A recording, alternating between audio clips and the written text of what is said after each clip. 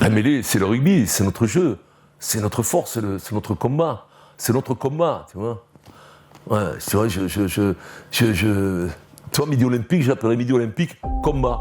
Comme l'ancien journal qui s'appelait combat, l'ancien journal de résistants. Parce qu'il va falloir résister, Midi Olympique. Il ne va pas falloir qu'il y ait quelques freluqués qui marquent que la mêlée ne sert à rien. Tu vois, ça ne faudrait pas quand même.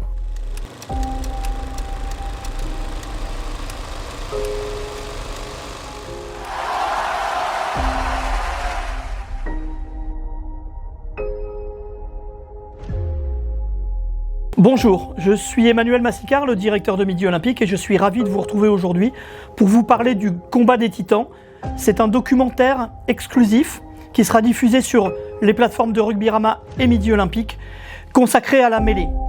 L'idée pour nous, c'est de vous inviter à un voyage qui va durer 10 épisodes pour vous partager la légende de cette phase de jeu si singulière, sa force, son histoire et son avenir également.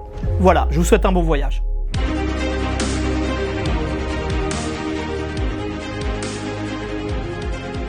Mais qui est le génie qui a pensé la mêlée? Le mec, j'aimerais le rencontrer. Le mec, c'était un génie. Donc, bonjour, Christophe Rios. Nous allons parler de la mêlée.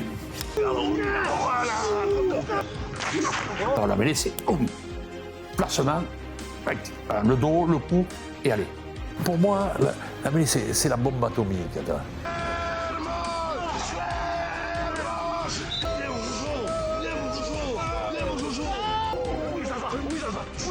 Se mettre dans une mêlée, je crois que ça fait peur à beaucoup de gens déjà. On mettait tellement de fierté dans la mêlée, presque. On s'en foutait d'avoir perdu 12-9 si on avait dominé la mêlée fermée. Donc ça a quand même bien changé. J'ai toujours eu une proximité, une préférence pour les avants. J'ai entraîné les 3 quarts, j'adore les 3 quarts, mais c'est pas le même sport. S'il n'y aurait pas de mêlée, il n'y aurait pas de demi de mêlée. Le mec, il te regardait comme ça, au casque. Bon. Alors moi, je trouve que c'était sympa. T'appelles le big, quoi. Gros sac ou... Non. Après, gros sac, tu vois, c'est pas gentil. Mais les gros, c'est affectif. Non. Moi, franchement, ça me... Ça fait mon ours. Ouais, c'est pas... Ça me choque pas. La mêlée, c'est le pied. Ah oui. C'est 3, 4, Ça m'a permis de m'affirmer en tant que personne. Parce que bon, quand j'étais jeune, c'est vrai que j'ai toujours été plus costaud que tout le monde. Et du coup, là, tu sais que tu es utile à quelque chose. Et les gens, ils te respectent. Donc, tu assumes ton corps et tu assumes ta personne. Et je pense que c'est ça qui m'a rassuré dans la mêlée. Bouge pas. Bonjour, Didier Sanchez. Nous allons vous présenter un documentaire sur la mêlée, le combat des titans, avec le journal Midi Olympique. C'est très important qu'un journal s'occupe de mêlée et aille fouiller à l'intérieur de la mêlée, car la mêlée, c'est un mystère. La mêlée, c'est quelque chose que l'on doit aimer, que les gens aiment. Sans mêlée, il n'y a pas de rugby. Une cinquantaine de joueurs, des entraîneurs, des spécialistes de la médecine qui ont accepté de parler de cette mêlée, qui est un mystère. Vous avez les filles qui sont intervenues, donc on touche tout le monde. Le rugby passionne les filles, les mecs. Voilà, c'est quelque chose d'extraordinaire. Et vous verrez que lorsque vous allez pénétrer dans cette mêlée, vous allez l'adorer. Et vous la regarderez différemment. Voilà, on garde. Allez, on travaille propre les gars, allez. Ah, la mêlée. L'essence même du rugby. Une phase très importante, vraiment. Le seul endroit, je pense, où il y a 8 joueurs, cette solidarité, cette complémentarité. Quand tu es amateur de rugby, comme je le suis, comme il y en a beaucoup, la mêlée, pour moi, c'est le top du top, quoi. Le mec, quand il joue pour son village, tu te rends compte de ce que ça représente pour lui. Il a une émission, il met le maillot avec son village. Mais attends, c'est une émission, le type il va se faire tuer pour que son village soit à l'honneur, sa famille. Voilà, moi ça me fout les poils, homme, parce que c'est la vérité, c'est le poumon, la mêlée. Mais moi je dirais que la mêlée c'est la robustesse, quoi. C'est l'école de la robustesse. Il faut être à la fois mentalement prêt, il faut être à la fois physiquement prêt, parce que si t'es pas physique tu tiens pas. Et en même temps, il faut être malin. Parce que les grands piliers sont malins. Comme dans la vie. Souvent, c'est ça.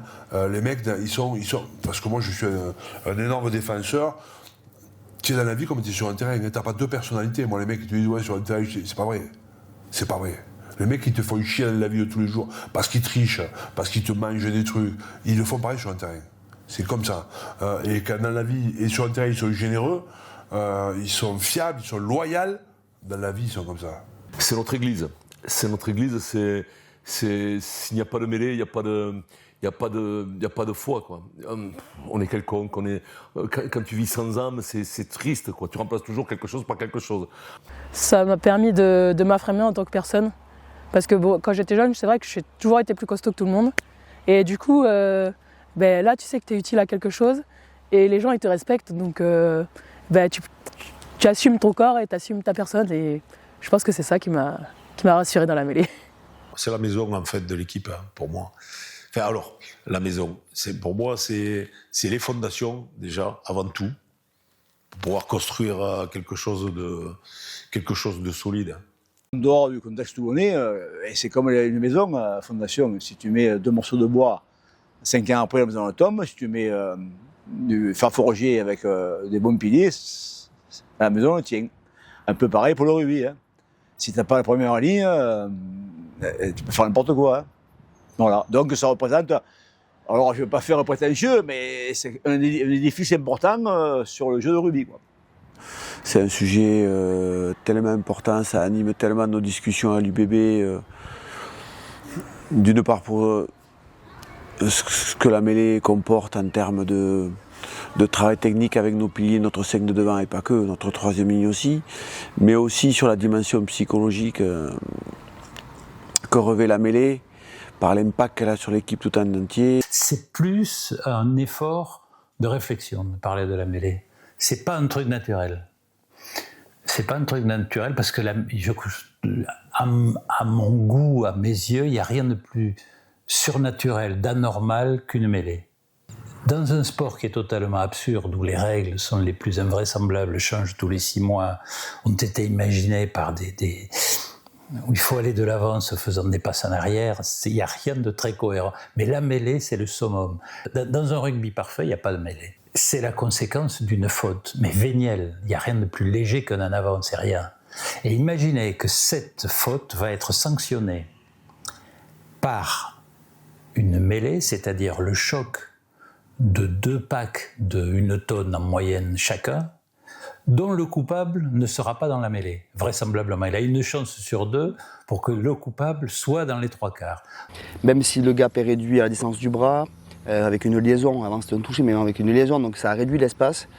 Il y a cette demi-seconde à aller gagner au signal de l'arbitre. Dès qu'il a dit le J du jeu, il faut déjà engager quelque chose. Donc c'est vrai que prendre l'ascendant sur l'engagement de la mêlée, et donc c'est de la propulsion, quoi. C'est-à-dire que les joueurs sont retenus et ça s'engage. Oui, clairement, même aujourd'hui à l'entraînement pur et dur, quand je vois les mecs se rentrer de la gueule, je me dis, c'est leur santé qu'ils y mettent quand même. Donc, mais je suis admiratif des joueurs qui donnent la santé à ce sport et pour nous faire vibrer. Donc, c'est pas rien, quoi. Depuis l'époque où je jouais, ça a bien évolué. Et qu'aujourd'hui, elle est critiquée, décriée, analysée. Et que la moitié des ingénieurs du rugby d'aujourd'hui voudraient bien la supprimer. Mais ça reste une phase importante. Dans mon cœur, bien sûr, mais pour le rugby d'aujourd'hui, je pense aussi.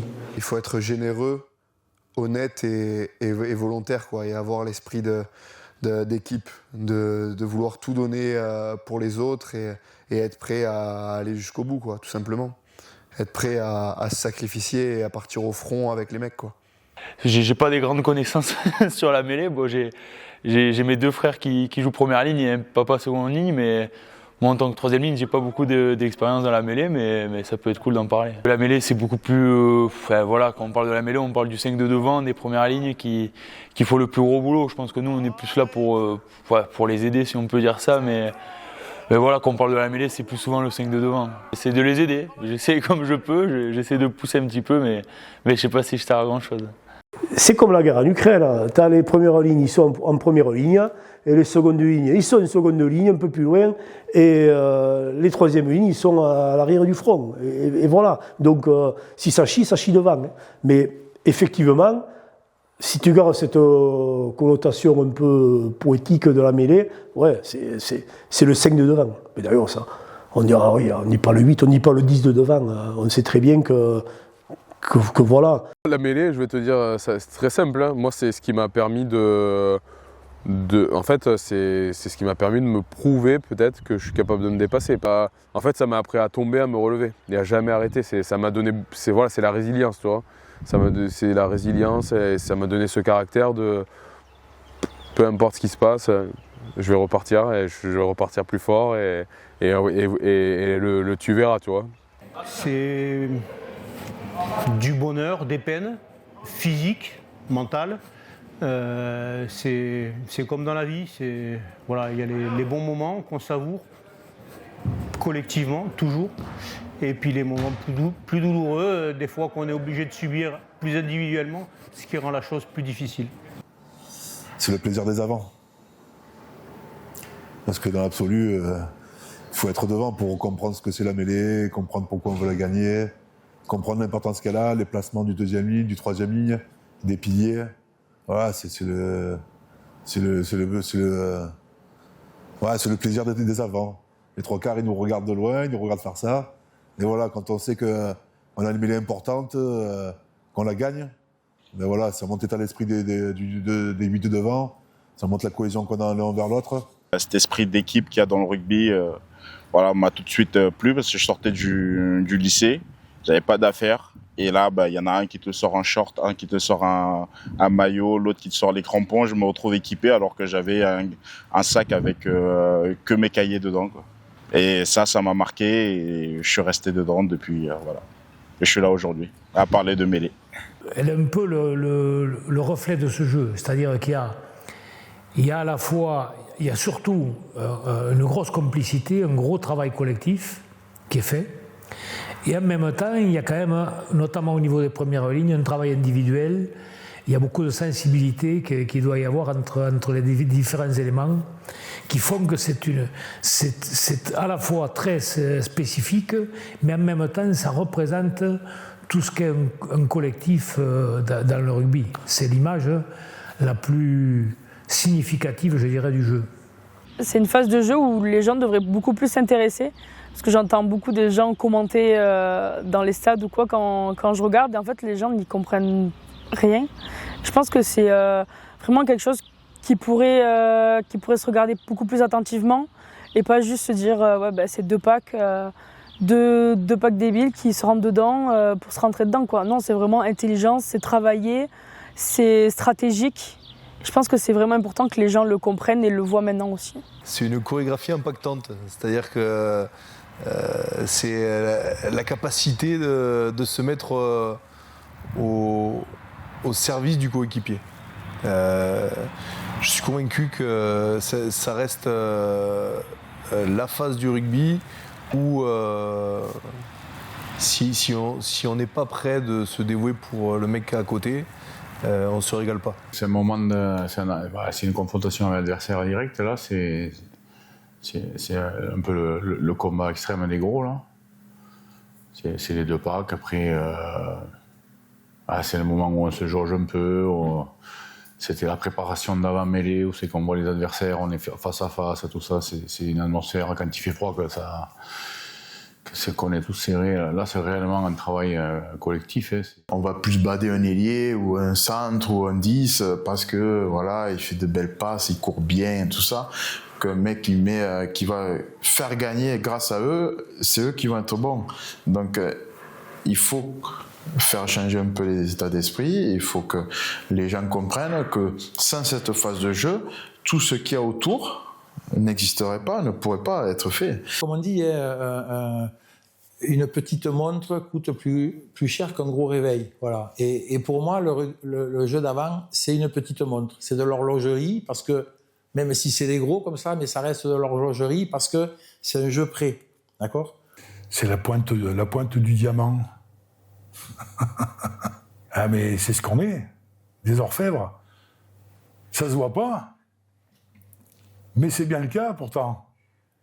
Qui c'est qui fait briller les petits bijoux qui jouent derrière? C'est les orfèvres qui vont chercher les diamants. Côté français, on aime bien un peu enjoliver les choses, donner une philosophie à la mêlée. Et c'est vraiment quelque chose qui a une articulation à part. C'est une phase où le détail compte, la cohésion compte, je dirais la solidarité entre les uns et les autres. Il faut s'aimer pour faire la mêlée. Il ne faut pas avoir un petit conflit ou un petit désaccord. Si on est réticent sur le moindre détail, ça va se voir. J'aime bien cet esprit de combat et j'aime bien me mêler un peu aux avants.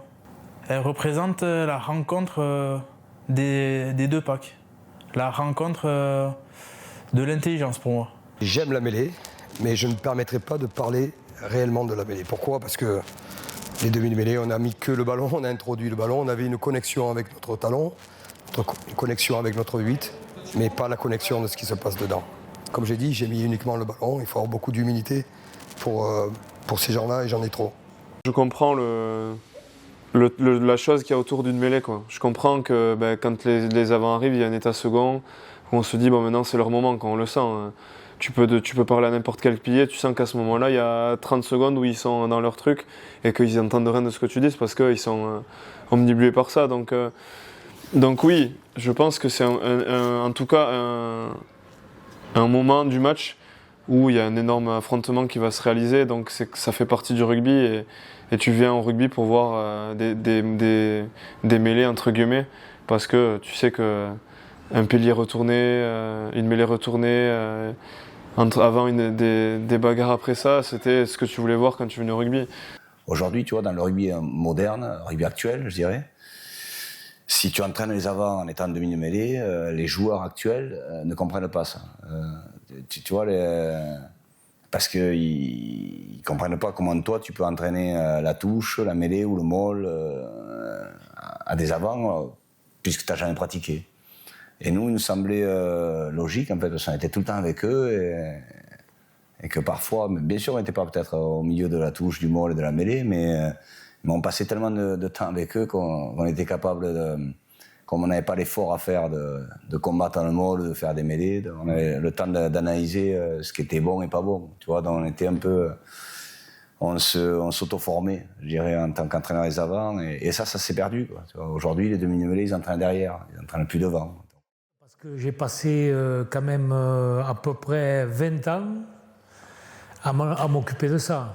Je m'en suis occupé un petit peu par hasard, et en même temps, je me suis aperçu, le jour où il a fallu que je m'en occupe, je me suis aperçu que j'avais passé 17 ans à jouer avec des mecs dont je ne savais pas ce qu'ils faisaient. En fait, la mêlée, la touche, tout ça, les avants, je ne connaissais pas du tout leur activité, enfin, comment ça fonctionnait, tout ça. Et c'est le jour où je suis devenu entraîneur que je me suis dit, il faut que ça t'intéresse. Et c'est là que je me suis vraiment mis à chercher à comprendre ce qu'était la mêlée. J'étais effectivement impressionné par les joueurs, mais je jouais avec eux, mais je ne m'occupais pas de ce qu'ils faisaient. Mais c'était quand même impressionnant, parce que j'ai le souvenir, jouant arrière, de matchs où, je parle d'une époque révolue, où à 15 mètres ou 20 mètres, on entendait les têtes qui tapaient entre elles. Ça faisait mal au front, rien que de l'entendre. Hein. Donc, pour moi, c'est le secteur qui représente assez bien ce qu'est le rugby, quoi. Voilà. Donc, alors évidemment, il n'y a pas que ça, hein, mais ça représente assez bien ce que sont les valeurs de notre sport, quoi. C'est-à-dire que seul, tu n'es pas grand-chose. À plusieurs, tu peux renverser des montagnes. Et la mêlée demande du courage, mais aussi beaucoup de cohésion, de solidarité, évidemment, de don de soi. Et aussi, cette envie de manger l'autre, en fait, quoi. Humilité, sacrifice, don de soi, tolérance, partage, générosité. C'est vraiment les valeurs qui engendrent la mêlée. C'est ça qui caractérise les joueurs qui jouent en mêlée. Ça, si on n'a pas ça, on ne durera pas longtemps. On est 8 différents, mais un seul homme en fin de compte. Et c'est ça qui est le plus important. C'est physique, technique et surtout psychologique. On a parlé de qualité individuelle, physique, mentale, mais il y a aussi l'affectif qui fait beaucoup de choses là-dedans. Et quand on enchaîne des touches, il y a de la coordination qui se gagne en travaillant, la mêlée. Il y a encore plus que ça, il y a plus de toucher, il y a plus de... Je n'irai pas jusqu'aux odeurs, mais en quelque part, on regroupe tous les sens qu'il faut mettre en éveil pour un point bien particulier de notre sport, mais qui est encore, à mes yeux, importantissime. Quand j'ai commencé le rugby, j'étais petit, j'étais maigrichon, etc. Et d'être au milieu de ces héros qui te protègent, qui sont là pour te protéger, te couver, etc., etc. Quelque part, et toi qui les harangues, qui les encourages, ça te donne de la force et ça t'émancipe. C'est une évidence. J'ai rien contre le poste d'ailier ou d'arrière, mais tu vis pas ça. C'est certain. La mêlée, c'est l'esprit du rugby. Il faut des joueurs spécifiques pour faire des mêlées, des premières lignes, des piliers talonneurs, même des secondes lignes, qui sont des joueurs mais qui naissent, je crois, piliers, ou tu nais pilier au talonneur ou seconde ligne. Tu vas pas trop t'aimer en dehors du terrain, ou tu peux t'insulter avant par rapport à une action, mais sur la mêlée, normalement, ça change. Normalement, ça doit switcher. Et là, c'est tous ensemble. Parce que si t'es pas lié, je pense que tu peux aller visiter pas mal de fois avec pieds de dôme. Pour moi, la mêlée, c'est la bombe atomique. C'est la bombe atomique, mais si elle est bien préparée. On est 8, c'est 8 maintenant en plus des Golgoth, c'est vraiment... On était gaillards quand même auparavant. C'est fait quand même avec des joueurs intelligents. Les gens qui jouent en première ligne, ce sont des joueurs intelligents, très costauds, très souffrants, voilà. Une bombe atomique, je sais pas, en tout cas une boule de puissance, quelque chose qui fait basculer les forces, mais qui fait basculer aussi la confiance, les émotions. C'est vrai que la mêlée, il y a ce qu'elle dégage en termes d'énergie cinétique, certains l'étudient en termes de biomécanique, d'autres l'étudient en termes d'explosion de joie, de fierté.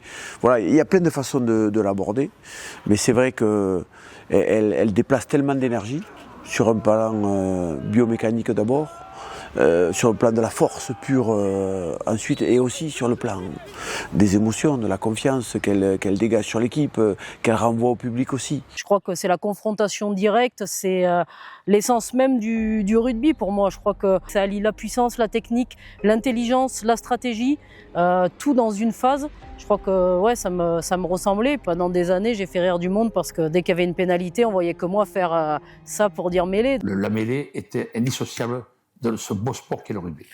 Vous avez souvent des gens, ils vont dans les musées, ils vont regarder les tableaux, on dit ils y comprennent rien, on s'en fout. On s'en fout qu'ils connaissent l'histoire de l'art ou autre. C'est le ressenti. Et la mêlée est toujours bien ressentie par les gens. Il n'y a pas de grande équipe sans grande mêlée. Ce ne sont pas des cons qui jouent devant. Ce ne sont pas des cons, ce sont des gens très intelligents. Il faut être intelligent pour jouer devant. Derrière également, mais devant, il faut être très intelligent. Mais c'est vrai que c'est quelque chose de beau, parce que dans le sens... tu arrives à faire jouer des mecs qui font 2 mètres des secondes lignes avec des mecs qui font 1,50 m. Bon, maintenant, tu as des piliers qui sont grands, mais à l'époque, tu avais des petits piliers, donc il faut pouvoir avoir tout le monde homogène, avoir une capacité à s'adapter à l'un et à l'autre, et voilà. Est-ce que c'est l'œuvre d'art ? Peut-être, je pense que c'est nécessaire pour le rugby à 15, parce que je viens de citer pourquoi, parce que tout le monde peut jouer là, et c'est un aspect, le vrai bras de fer. Il n'y a pas trop de cas où on est vraiment confronté, moi avec toi, et qui va gagner, quoi. On a 7 autres mecs autour, mais c'est cette confrontation directe qui me plaisait, qui me plaît aujourd'hui, que j'essaie de faire passer, que c'est beau. Il y a des mecs de temps en temps qui viennent direct avec le ballon, mais c'est pas la même chose, quoi. Tu peux pas sentir là à l'oreille. Des fois il y a le pilier qui parle, ou tu sens que le mec il est gainé, il est en apnée complet juste avant l'impact. C'est presque animal, primordial, quoi. C'est des choses que j'aime beaucoup. le mêlé être l'œuvre d'art un peu romantique, non, c'est essentiel, le rugby, parce que c'est côté animal que la première ligne sent vraiment. C'est quand même un gros travail d'ingénieur, on va dire, quoi. Voilà, c'est un gros travail technique avec des bons ouvriers, des bons techniciens, voilà, des gens qui cisèlent, qui font des pièces ajustées précises. C'est une œuvre d'art du rugby, c'est pas une œuvre d'art, mais c'est une œuvre d'art du rugby parce que je pense que c'est quelque chose, c'est le plus construit, voilà. C'est la différence entre un joueur de jazz qui va faire un solo comme ça parce qu'il le sent bien, et un orchestre philharmonique qui lui a bossé toute la partoche, qui la connaît par cœur, il n'y a pas un poil qui dépasse, et la mêlée parfaite, c'est ça. C'est un philharmonique qui joue ensemble la même partition. Rester là-dedans, c'est quand même être hyper conservateur. Oui, pour tous les joueurs du 5 de devant et pour les premières lignes en particulier. Ça reste quelque chose qui est un petit peu secret, comme voilà, rentrer dans une église pour voir certaines cérémonies. Donc tout le monde est très pudique par rapport à ça. Il y a des choses qu'on peut dire, il y a des choses qu'on peut juste penser, qu'on ne peut pas dire au sujet de la mêlée. Il y a un code de respect entre joueurs de première ligne. Voilà, maintenant que j'ai évolué aussi et que je suis manager sportif d'un club, bon, je sais qu'il y a aussi d'autres belles pièces dans le musée du rugby, donc c'est pas la seule œuvre d'art, mais c'est une pièce importante. L'art, des fois, on ne comprend pas ce que c'est ou ce que les gens veulent dire ou exprimer, mais des fois, on trouve ça beau. Et je pense que la mêlée, c'est un peu ce qu'on fait ressentir aux gens. Il y en a beaucoup qui comprennent rien, mais il y en a beaucoup qui adorent la regarder. Ah, la mêlée, c'est un rendez-vous de gladiateurs. Hein. La mêlée, c'est un rendez-vous de gladiateurs. Ça veut dire que quand tu vas mêler, si tu veux, il faut gagner le combat.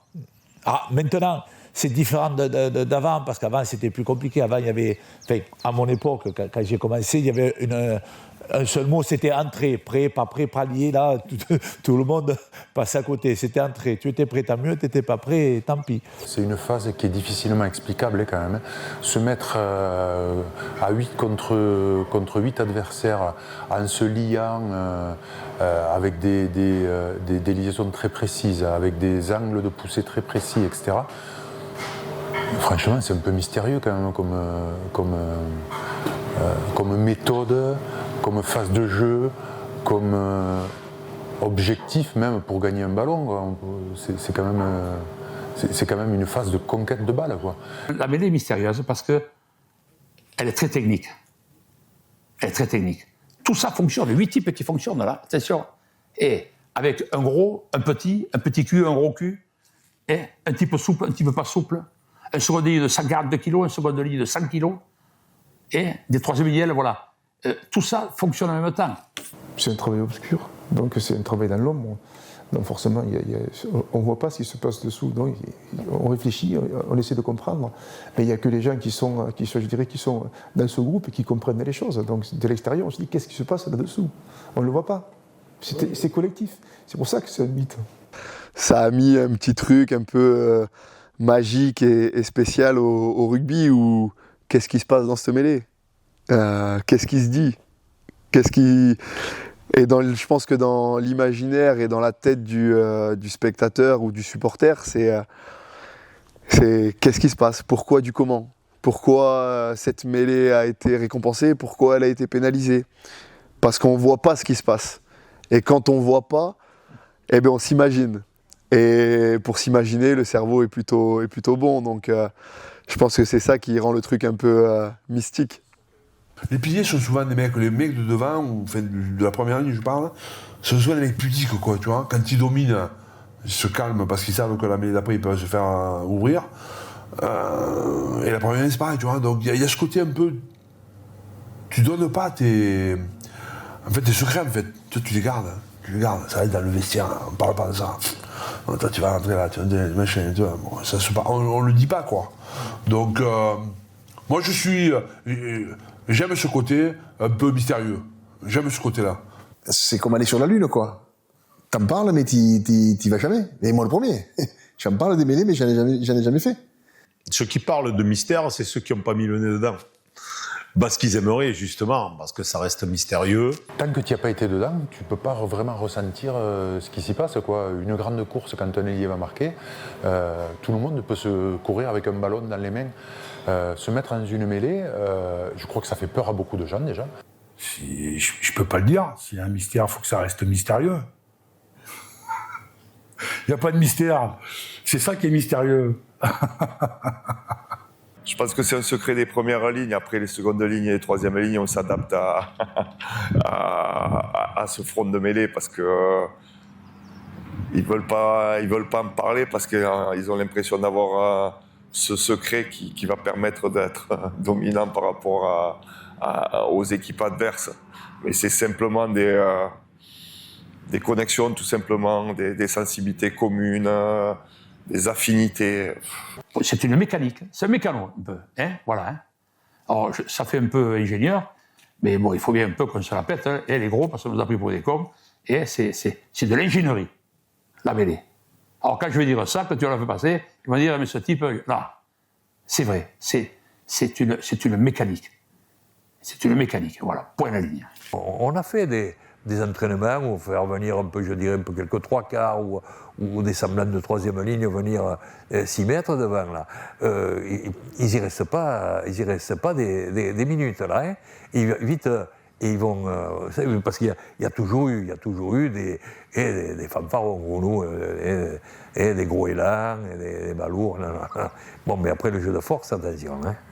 Là vraiment c'est du top. Il y a des codes aussi sur les joueurs de première ligne. Il y a des choses qu'on peut faire, il y a des choses qu'on ne peut pas faire. Il y a une jurisprudence tacite entre les joueurs. À l'époque, moi quand j'ai commencé, un pilier droit ne pouvait pas se mettre en travers. Et c'était un affront d'accepter qu'un droitier adverse vienne choper les côtes d'un talon. C'était plus un affront d'accepter que ça se passe que de le faire. Ça demande un esprit collectif, parce qu'il n'y a pas d'esprit collectif, ça ne marche pas. Mais ça demande aussi quand même une agressivité individuelle, notamment pour ceux de la première ligne. La première ligne, si tu n'as pas envie de bouffer le foie du mec d'en face, ça ne marche pas. Même si tu as une grande cohésion, même si tu as des grands mecs, même si tu as travaillé 18 heures par semaine. La vérité de la mêlée, c'est avoir envie de bouffer le foie du mec en face. Au bout de 2 mêlées, tu sais si tu es bien ou pas, il n'y a pas de secret. La mêlée... En courant, tu peux un peu t'échapper, tu peux faire un crochet. Nous, il n'y a pas de crochet possible, quoi. La communication de notre sport, elle se fait beaucoup par l'image. On a une belle image, c'est spectaculaire. La mêlée, on voit bien que ça tape fort, on entend le bruit, plaf. On voit de temps en temps, ça bouge un peu, ça monte, on se dit ouh. Mais la sensation, on ne peut pas l'avoir. Et là où ça restera toujours mystérieux pour ceux qui ne l'ont pas fait, c'est que l'exercice est tellement contraignant que... voilà, que seuls les bons peuvent le faire, quoi, les gens qui sont très préparés. Honnêtement, c'est très difficile quand tu n'as pas été en mêlée de savoir comment ça se passe. Moi, et plus je le travaille, plus je le ressens aussi. Mais ce que je trouve, c'est qu'en fait, c'est toutes ces pressions, en fait. Savoir, même les yeux fermés, sentir les pressions, sentir comment il faut contrer cette pression. Il faut travailler avec le mec d'à côté, travailler avec le mec qui est encore à côté, travailler avec le mec qui est derrière, qui est encore plus loin derrière. Et tout ça, c'est vrai que c'est intéressant de le vivre et c'est assez peu compréhensible de l'extérieur. De l'extérieur, on voit 8 bourrins qui se rentrent dedans et on se dit, ouais, c'est à celui qui pousse le plus fort, mais pas forcément finalement. Elle est mystérieuse jusqu'au jour où on va foutre des caméras marquées sur les joueurs, parce que ça viendra, déjà l'arbitre là, mais... Honnêtement, un mystère, je ne sais pas, c'est les gens qui entretiennent le mystère. Il y a ce mythe de la mêlée, bon voilà, c'est très bien, mais bon, c'est pas non plus... il y en a plus que si tu joues 3 quarts centre, ça c'est sûr. Mais honnêtement, je ne pense pas qu'il y ait des grands secrets au niveau de la mêlée française hein, et ailleurs. Dans les années 70, peut-être même avant, je ne sais pas, mais dans les années 70-80, il fallait être courageux pour jouer devant en première ligne, parce que si tu déconnais, tu te faisais tirer, tu vois. Aujourd'hui, c'est moins vrai. Mais on a gardé ce côté parce que c'est un côté un peu mystère. Il y a ce côté mystère et je pense qu'il faut l'entretenir. Il y a le mot courage, mais il y a le mot peur. Avant, on disait, le mec qui a peur, ça va être compliqué qu'il joue devant, quoi. Tu vois ? Là, aujourd'hui, les peureux, ils peuvent jouer parce que tu ne peux pas plus faire un geste. Des justiciers, j'en ai vu, et ils ont pris la justice aussi dessus, hein, et ils ont été fatigués aussi un peu. Hein. Si on avait pris un marron, et puis parce que je crois que j'ai 167 points de suture, ils sont juste que là, hein, dans les arcades, dans le nez, les lèvres, j'ai compris, donc j'en ai pris. Mais à un moment donné, je ne prenais plus, hein, et parce que la sanction, elle était celui qui, quand il était pris, comment je dirais, l'accordéon, là, il était l'amener, ça fait plus mal comme marron. Hein. À l'époque, c'est vrai, nous avions des artilleurs et des anesthésistes, hein, et des artilleurs qui n'avaient pas fait la guerre, des anesthésistes qui n'avaient pas fait d'études. Donc, souvent, le tourneur et les piliers, ils chargeaient. Il y a 30 ans ou 40 ans, oui, il fallait être courageux. Aujourd'hui, je ne crois pas que ce soit qu'il y ait de crainte. Faut aimer un peu la bagarre. Si tu n'aimes pas la bagarre, moi je vois encore, même j'aime bien la bagarre encore. Même malgré que je sois un vieux monsieur, mais j'aime bien me filer, me bagarrer avec un mec, mais sainement, bien sûr, tout ça c'est sain. Je pense que quand tu as peur de la mêlée, tes problèmes vont commencer, quoi, tu vois. Alors après, moi je vois, mais c'est vrai, surtout chez les jeunes, tu vois. Si j'osais le comparer, c'est un peu la pique du picador, tu vois. Tu as des mecs qui aiment ça, et plus le picador, plus le taureau va le cheval, tu vois. Même si après tu mets 2 heures pour récupérer, mais t'es là, tu vois. Et t'as là qui aimait pas ça, quoi. Les gars, ils ont peur de mal faire, ou des fois on peut avoir peur, on tombe sur une pointure, d'être ridiculisé. Mais ridiculisé, pas soi-même, par rapport à la famille qui regarde, à la fiancée, tout ça. Bon, après, les types, c'est rare que les gens aient peur, ils n'ont pas peur. Sinon, ils n'y rentreraient pas. On a peur quand on est petit. Peur, oui. Peur, si tu es un mec et tu n'as pas peur, c'est que tu es une barge. Hein. Excuse-moi, mais bon, toujours, à un moment donné, pas peur, mais on a fait un peu caca au pantalon. Si tu n'as pas peur de ramasser, tu ne peux pas faire le mêlée. Enfin, moi, je le gérais comme ça. Peur, attention, il y a plusieurs peurs, bien entendu. Pour jouer au rugby, il ne faut pas trop. Enfin, la bonne peur. On va rentrer dans la philo. Si tu as peur physiquement, tu ne peux pas rentrer sur un terrain de rugby. Reprenons la chose au départ. Ça ne veut pas dire qu'on est tous des euros. Hein.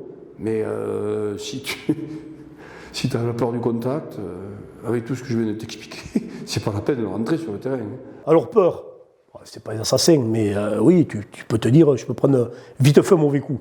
Mais après, c'est toujours pareil, ça fait peur si tu ne le pratiques pas, mais une fois que tu es dans l'ambiance... Moi, j'ai toujours la peur de ne pas être au niveau, tu vois. C'est pas forcément une peur de me faire mal, mais c'est la peur de ne pas être au niveau. Voilà, j'ai vraiment ça en moi, et depuis tout petit. Je pense que le rugby, on a souvent une peur qui galvanise, quoi. Voilà. Donc c'est peut-être pas une peur, c'est une crainte, c'est une appréhension, c'est... Ouais, avoir peur, il faut toujours avoir peur, parce que si tu n'as pas peur, c'est que tu es suffisant et que tu te sens un peu au-dessus, et c'est là que tu fais pas des très bons matchs non plus. Donc, La peur, c'est l'essence même de la vie. Si t'as pas peur, t'es pas courageux. Un idiot, il n'a pas peur. Un imbécile. Si t'as pas l'émotion de la peur, peur c'est une émotion, comme l'amour, comme tout. Si t'as pas peur, t'as pas de courage. À 20 ans, tu manges le fer. À 20 ans, t'es con. C'est pour ça qu'il vaut mieux que ce soit des mecs de 20 ans qui fassent la guerre que ceux de 40, parce que ceux de 40 en général, ils réfléchissent. Attends, peur de... Ah non, moi j'ai peur de mal faire, peur de décevoir. Ah oui. Après, peur pour passer en courant, non. Hein. Ah, c'est là, tu joues pas au rugby. C'est un des seuls sports où tu te fous sur la gueule, entre parenthèses, et tu t'embrasses à la fin. Après, si tu te fous sur la gueule avec quelqu'un, t'as pas envie de l'embrasser, hein, ou de boire une bière. Et c'est ça, le rugby. Il y a une paire d'années, effectivement, les tricheurs, il n'y avait pas besoin de l'arbitre. C'était réglé. Voilà. Là, aujourd'hui, tu peux plus bouger un œil. Donc, à partir de là, c'est compliqué. Le corps arbitral nous laissait un peu le choix de... Alors, pas de tricher, parce que c'est un mot un peu plus... l'employer ou le prononcer, mais on était quand même plus libre de régler les comptes un peu à la... Voilà, à notre façon. On ne va pas traiter les piliers de tricheurs parce que ce serait leur manquer de respect et puis je risquerais de mettre ma vie en péril peut-être. Non, je plaisante. Mais non, c'est un tout. Enfin, je le dis, c'est une science et avec tout le respect que je peux avoir pour pour ce secteur de jeu-là. Et vraiment, c'est peut-être un côté obscur aussi pour nous les arbitres ou pour tous les aficionados du rugby, parce que c'est quelque chose de très complexe. L'arbitre, il a son interprétation, les gens ont leur interprétation, les joueurs vont continuer à tricher. Ça fait chier de dire ça, mais c'est vrai, mais évidemment qu'on triche. On a des coachs qui s'adaptent en permanence à la règle. C'est comme ça, et c'est le seul sport où on change les règles tous les ans ou truc. Mais parce que les règles, c'est pas l'arbitre qui définit les règles, ce sont les coachs, c'est les entraîneurs. Pour pas mal d'entre eux, ils sont roublards, mais c'est une force pour moi, c'est pas péjoratif la roublardise, au contraire. Prendre l'ascendant sur quelqu'un avec intelligence, c'est une force. Il faut les bases quand même, parce qu'il n'y a pas que de la roublardise. Alors, il y a sur une ou autre mêlée, ça se joue, et parce que des fois ça s'évapore, puis des fois vous avez pris un peu quelques coups de tête, vous avez laissé un peu il y a un peu les papillons, mais il faut être toujours les pieds sur terre. Là, non. Et dans ce côté roublard, bon, là c'était... Non, un pilier pas con.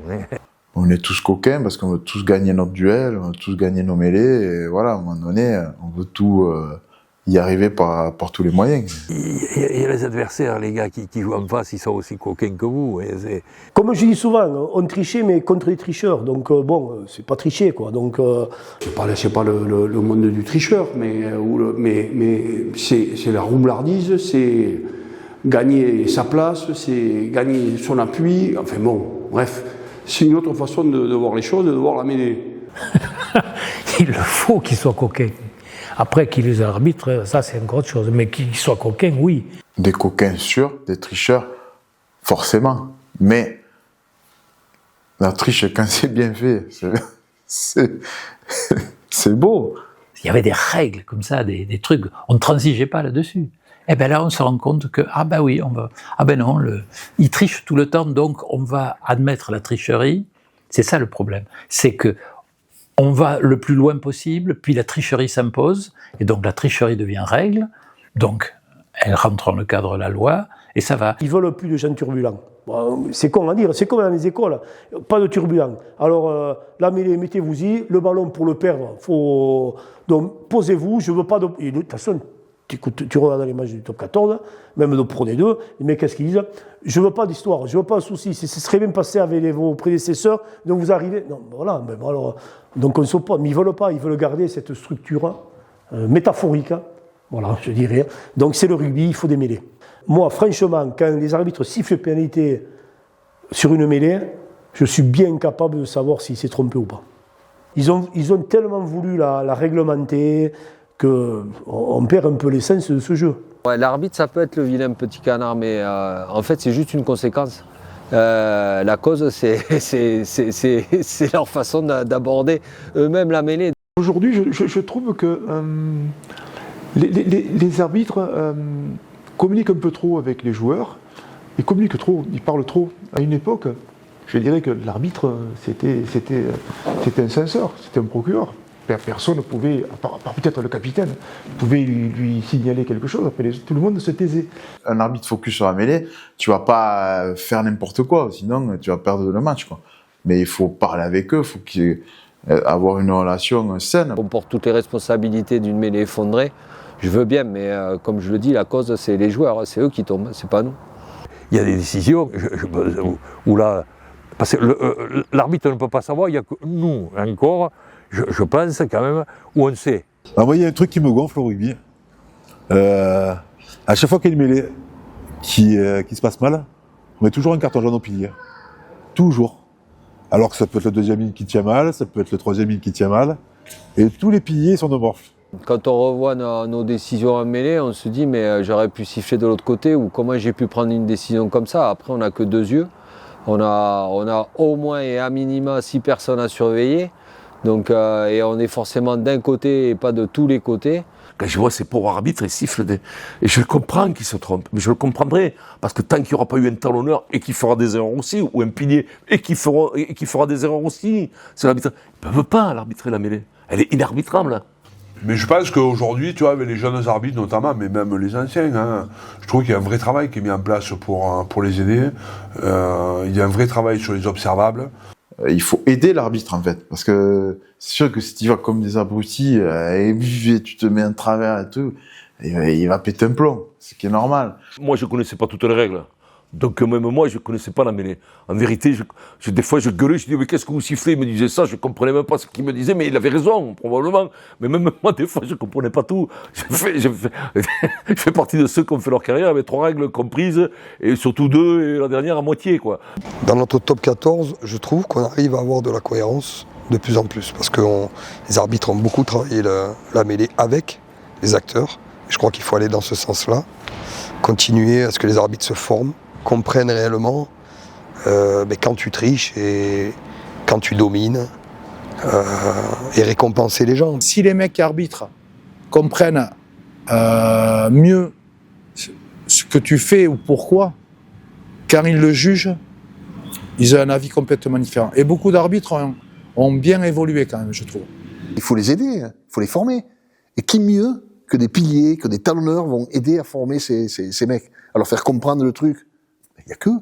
C'est un acte fabuleux, la mêlée, mais si tu te trompes une fois sur 2, c'est sûr qu'au bout d'un moment, ça va disparaître, quoi. Mais quand les mecs du Sud, ils vont dire, vous voyez bien qu'on se trompe une fois sur 2, donc on arrête, au moins il n'y aura pas d'erreur là-dessus, donc ça, il ne faut pas, parce que je le répète, c'est quand même l'esprit du rugby. Un arbitre, il a tout intérêt à aller partager. Moi, c'est l'enseignement que j'ai tiré de ce que j'ai fait pendant 2 ans. On a tout intérêt à aller partager avec les équipes, que ce soit sur le jeu, que ce soit sur la mêlée, sur la touche, sur tous les secteurs de jeu. Parce qu'on apprend et on comprend.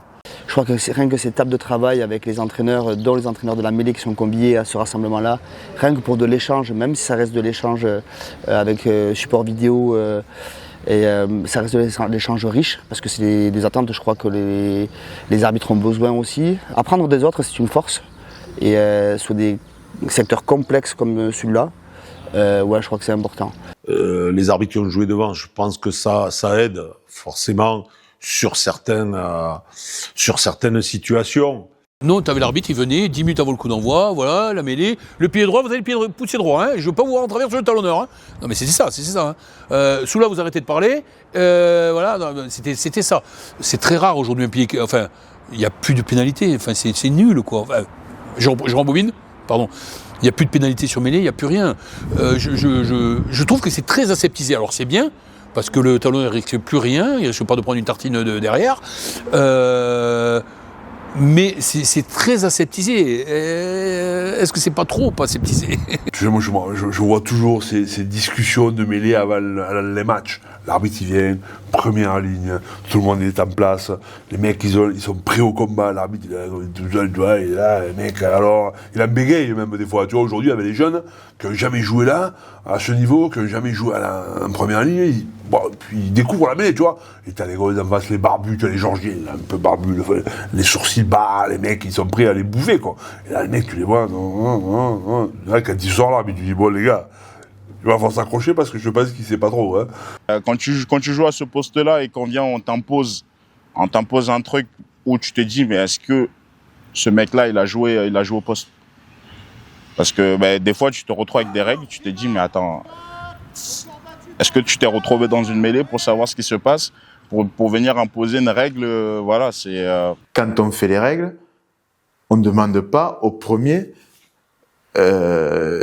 responsable. On ne demande pas un pilier. Est-ce que ces règles seront bien pour le pilier? Non, ça va être un mec qui est dans les bureaux qui va dire il faut qu'on pousse plus en mêlée, il faut qu'on se touche, qu'on s'embrasse la joue pour rentrer en mêlée, tu vois. Si on veut faire en sorte que la mêlée perdure, que les gens prennent du plaisir à voir les mêlées se jouer, mais loyalement. Je pense qu'effectivement, il faut que nous coachs aussi, on fasse passer un message où c'est que on veut des mêlées propres. Et quand je dis propre, c'est discipliné. Mais qui est le génie, moi, qu'a pensé la mêlée?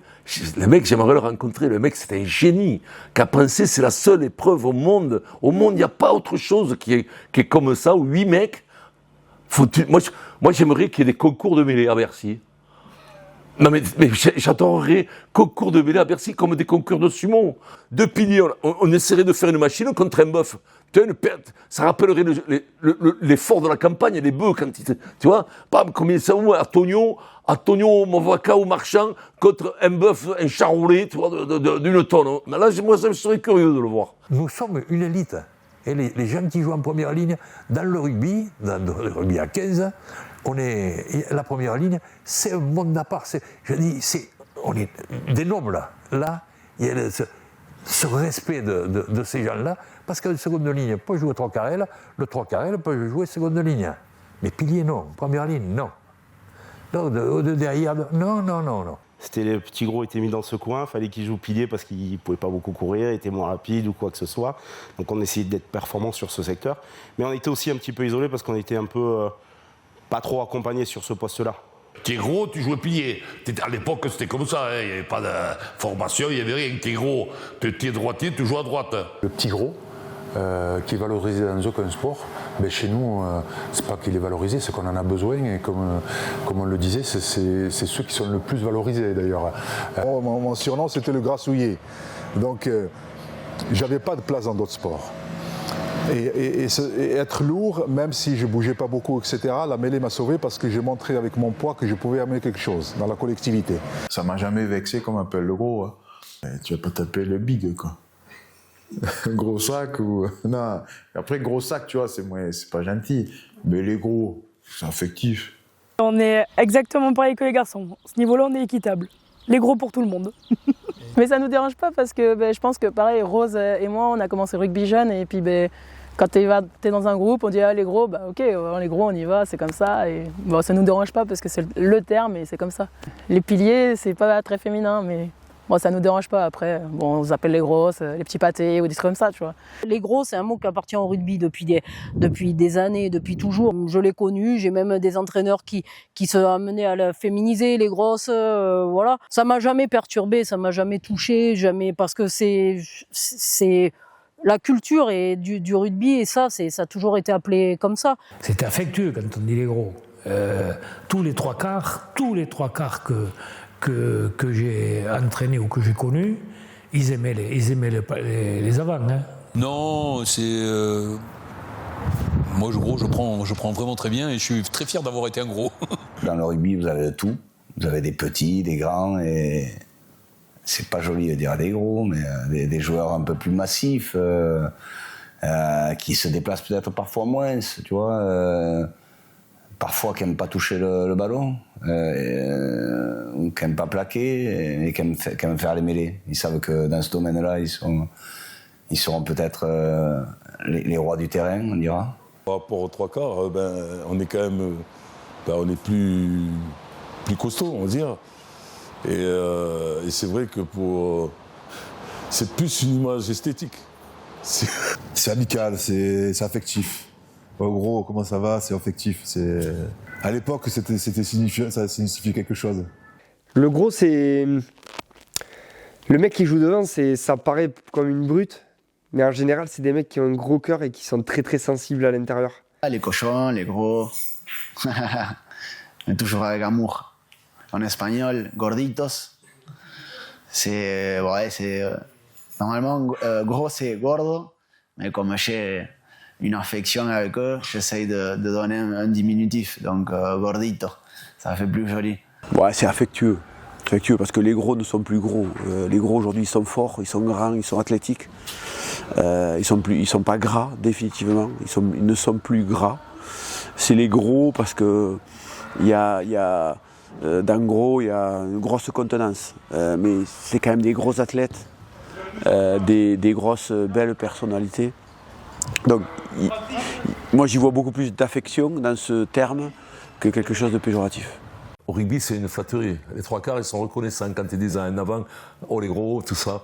Les amants le prennent bien parce que c'est une marque de respect, de puissance, de travail obscur, de combat. Si tu fais pas 130 kilos, tu peux pas jouer pilier. Et alors pilier droit, il faut être un berlier, un semi-bâché. Il faut avoir la remorque de 40 tonnes derrière, il faut être un monstre. Pilier droit, il faut avoir mangé deux gosses, une famille entière. Ah ouais, non, pied droit, tu peux pas, c'est 12 poulets à midi, 12 poulets le soir. Ça reste les gros, oui, les gros. C'est un temps pour les gros.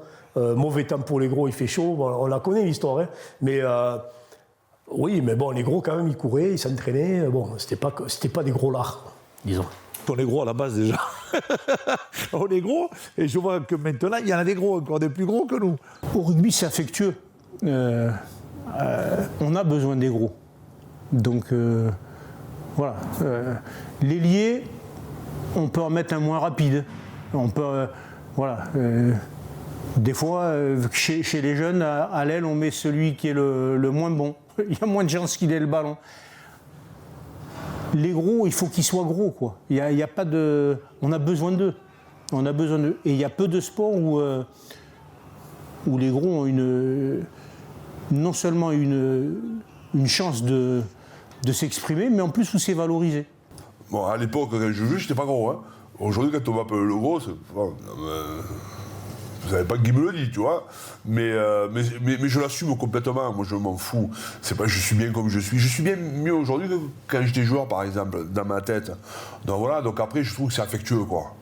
Je trouve que ce chambrage ligne derrière avant est moins fréquent aujourd'hui que par le passé. Mais par contre, je le trouve sain. Parce que les trois quarts, ils ont besoin des grands avants. Parce qu'ils n'ont pas des grands avants, ils n'existent pas. Hein. Donc, et je trouve ce côté un peu, allez les gros, on y va, allez, faites-la celle-là. On a besoin de vous. Et je trouve que c'est une belle responsabilité. Et parfois, aujourd'hui, les joueurs ont tendance à la perdre. Les gros, c'est particulier en France. Ouais. J'étais jamais insulté quand on m'appelait gros. C'est même un petit badge d'honneur d'être des gros. Ça veut dire que c'est des mecs forts, quoi. Non, mais au début c'est vexant. Après, quand on nous cherche pour nous donner le ballon parce qu'on sait qu'on va pouvoir emporter 2 ou 3 défenseurs sur le dos, le gros, au moins il vous sert à quelque chose. Moi je les appelle toujours les gros. Parce qu'ils me chambrent sur la taille, il faut bien que je les chambre quelque part. Du coup, c'est les gros. Il y a des gros aussi derrière, attention. Hein. Mais des gros qui avancent pas derrière. Mais non, c'est pas vexant. C'est comme ça, c'est le monde du rugby. C'est les gros, et puis voilà, c'est comme ça. En petit, il y a moins cette notion de gros et de trois quarts, mais oui, je les appelais les gros. Ouais. Forcément, c'est ancré. Hein. Mais bon, après, maintenant, on est plus gros, hein, devant, donc on est costaud. Il faut de tout pour faire les mêlées, parce que si t'as que des grands costauds, tu vas te faire tordre par les petits. Ouais, c'est vrai que c'est une alchimie de plusieurs. Tout le monde a le droit à s'exprimer dans la mêlée. On est un monde à part. C'est bien sûr, plus gaillard, bien sûr. Hein, on y mettait le ou le là, mais après, sur le jeu de force, là, attention. Hein. Avant, il y avait des barriques. Les mecs, c'était des petits ronds qui couraient peu. Mais oui, mais aujourd'hui, regardez les piliers. Ils sont pas petits, ils sont pas ronds, ils galopent. Il y a des gros, il y a Tameifuna. Enfin, gros, c'est pas des gros, c'est des types qui sont. C'est là où le rugby aussi évolue. Le rôle du pilier n'est plus celui du pousseur abruti qu'on caricaturait autrefois, qui n'a jamais été celui-là d'ailleurs, mais c'était des gens qui n'avaient pas la condition physique, la préparation qui leur permettait d'accéder au jeu. À l'adolescence, j'étais costaud et c'est vrai, comme chambré, on me disait que j'allais finir talonneur. Mais bon, j'y ai échappé belle. Mais oui, Paul ne joue pas pilier. Alors, il a failli jouer de talonneur parce qu'en cadet, il faisait à peu près, il faisait 88, 90 kilos. Et puis forcément, quand t'as ton père qui joue pilier, que t'es un peu costaud, il y a toujours quelques types qui lui ont dit oh, « Toi, tu vas finir talonneur, quoi ». Forcément, comme je savais que mon père, il était pilier et tout ça, on s'amusait. Moi, quand j'étais tout petit, on s'amusait à faire des mêlées. Donc, comme on était que tous les deux, on demandait à ma sœur ou à ma mère de venir faire des mêlées pour rigoler dans le jardin ou quoi. Moi, je me mettais d'un côté, elle de l'autre, après, il se mettait au milieu. Enfin, voilà, c'était la famille. Il était content. Ouais, non, maman, des fois, je la prenais pour faire comme si j'étais talonneur. Donc, je me mettais entre mes parents ou des fois avec ma sœur et tout ça. On faisait un positionnement pour rigoler, voilà. C'était bon souvenir. Les mêlées a une importance, terrible sur le pack et sur l'équipage. Mais sur le parc, il a son importance. Je me sens un petit peu comme eux, quoi. Parce que je suis pas loin d'eux. Je leur introduis le ballon, donc je suis comme eux. Max, tu vois, à peu près tous les mois, il nous ramène un gâteau basque, au gros. Il nous met ça dans le casier, tu vois. Il te le dit pas pendant la journée. Tu ouvres le casier en fin de journée et tu as ton gâteau basque. Et là, ça, c'est un régal. Tu vois, quand tu as les courbatures, là, il te le met généralement le lundi. Tu as les courbatures du match encore. Et tu vois, tu ouvres le casier et tu as le gâteau basque. Tu te dis, ah, là, tu vois, ça, c'est un œuf qui prend soin aussi des gros. Sur les mêlées, on sert vraiment pas à grand chose, entre guillemets, quand il faut pousser, quoi. On sert juste à sortir le ballon rapidement et s'échapper le plus rapidement possible. C'est toute la philosophie, on le sait très bien. Les mêlées, les petits qui haranguent, qui gueulent, qui bougent ces mecs qui sont là, qui font 130 kilos. Quoi. Et t'as qu'une envie, c'est de les bouger, de les manger. Quoi. C'est quand il y a le travail de merde, c'est de temps en temps quand il faut passer sous les roues du camion, il faut y aller. Leur montrer qu'aussi toi t'as pas peur et même si t'es pas foutu comme eux, c'est de leur montrer que toi t'as pas peur et qu'il n'y a rien qui te fait peur. Un demi de mêlée, c'est normalement ça doit être le bébé des avants. Ça doit être celui qui est protégé par les avants, tout en se faisant respecter. Mais souvent nous les demi de mêlée, on s'est adjugé un peu ce truc de dire on connaît la mêlée, etc. Et avec l'âge, avec l'expérience, je me suis aperçu qu'on n'y connaissait pas grand-chose, quoi. Parce que quand t'en as pas fait, c'est compliqué. Les gros voudront faire plaisir au demi-mêlée qui fait 1m20, 20 kg de tension. Hein, voilà. Et voilà. Si vous avez un demi-mêlée qui dit rien, qui est tout là, qui se lâche. Non. Il faut qu'il soit l'ami des gros. Ah, s'il n'y a pas d'amour entre demi-mêlée et ses avants, il ne faut pas qu'il joue demi-mêlée, le mec. Il faut qu'il joue ailleurs. Il fallait que son discours, sa communication soit claire. Si elle était claire, hop, toi tu vas rester avec nous. Si on sentait qu'il commençait à être hésitant, bon, on allait l'aider, mais on aimait quelqu'un qui est à la poigne, qui s'engage dans sa communication. Et après, c'était le fameux branleur, c'était celui c'était notre jouet, quoi. C'était celui qui nous chambrait, qui nous faisait dégoupiller. En tant que demi-mêlée, à la fois, il m'arrivait de gueuler parce que je voulais des bons ballons égoïstement, pour développer notre jeu derrière, etc. Mais puis des fois aussi pour cavaler autour. Mais beaucoup trop de respect pour leur dire quoi faire. Voilà. Ça doit être un cornac avant tout. Aimer de ses avants, apprécier, malin, coquin. On en a des camions comme ça. Hein. Et moi, je les aimais, mes avants. Moi, j'aimais leur parler, j'aimais les voir forts, j'aimais les voir triompher, j'aimais les voir dominer l'adversaire. Ouais. Tout ça a évolué aussi, il faut dire les choses comme elles sont. Le jeu a évolué dans sa globalité. Quand tu jouais demi-mêlée, c'était quand même jouissif de commander des joueurs bien plus costauds que toi, de leur faire presque ce que tu voulais, tu vois. On est souvent un peu égocentrique, hein, surtout les neufs. C'est la vérité, on a envie d'avoir les meilleurs ballons du monde. Moi, les ballons de merde, j'en voulais pas. Hein. C'est un casse-couille. Hein. Et tous, c'est des petits roquets, là. Et après, ils viennent, mais si on n'y est pas, ils s'en vont au courant tous. Tu fais ça, il n'y a plus personne. Calmez-vous. Mais non, ça, maintenant je le dis, mais à l'époque, je ne le disais pas, parce que j'en ai eu quelques-uns de demi-mêlée, donc d'un que tu connais, paix à son âme, le pauvre, oula, là, tu regardes vous. Hein. Mais comme Jacques, il savait te sublimer, mais pourquoi? Parce qu'il te mettait en avant. Parce que nous, c'est vrai que tu prends la parole de moi, on ne parlait pas trop. Hein, bon, ouais. Mais il savait te... Je parle de Gérard, d'Alain, de Robert. Il nous mettait en avant, quoi.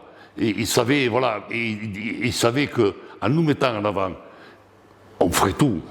Mais c'est des mecs ils ont ce don. Ils savent parler, ils savent... C'est des coquins en plus, tous ils ont oublié d'être cons. J'ai jamais connu un demi de mêlée timide qui restait dans son coin. C'est toujours des grandes bouches, mais c'est toujours amical aussi. Donc c'est des joueurs qui sont prépondérants pour le jeu d'avant. Il faut que le demi de mêlée soit à notre écoute. À notre écoute, notamment à l'écoute des talonneurs. C'est pas le demi de mêlée qui nous dit ce que l'on doit faire. C'est le demi-mêlée qui doit être à notre écoute. Donc il vaut mieux qu'on l'ait dans la poche plutôt que l'inverse.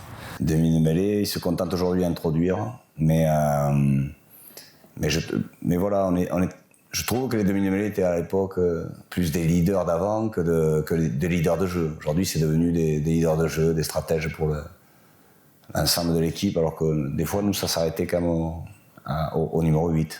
Moi, les avants, ils étaient très contents quand tu leur parlais. Tu disais, recule, reviens pousser là, etc., etc. Et eux, ils sont la tête dans le combat, hein, dans le cambouis. Je pense que c'est la petite teigne qui doit nous crier dessus tout le temps.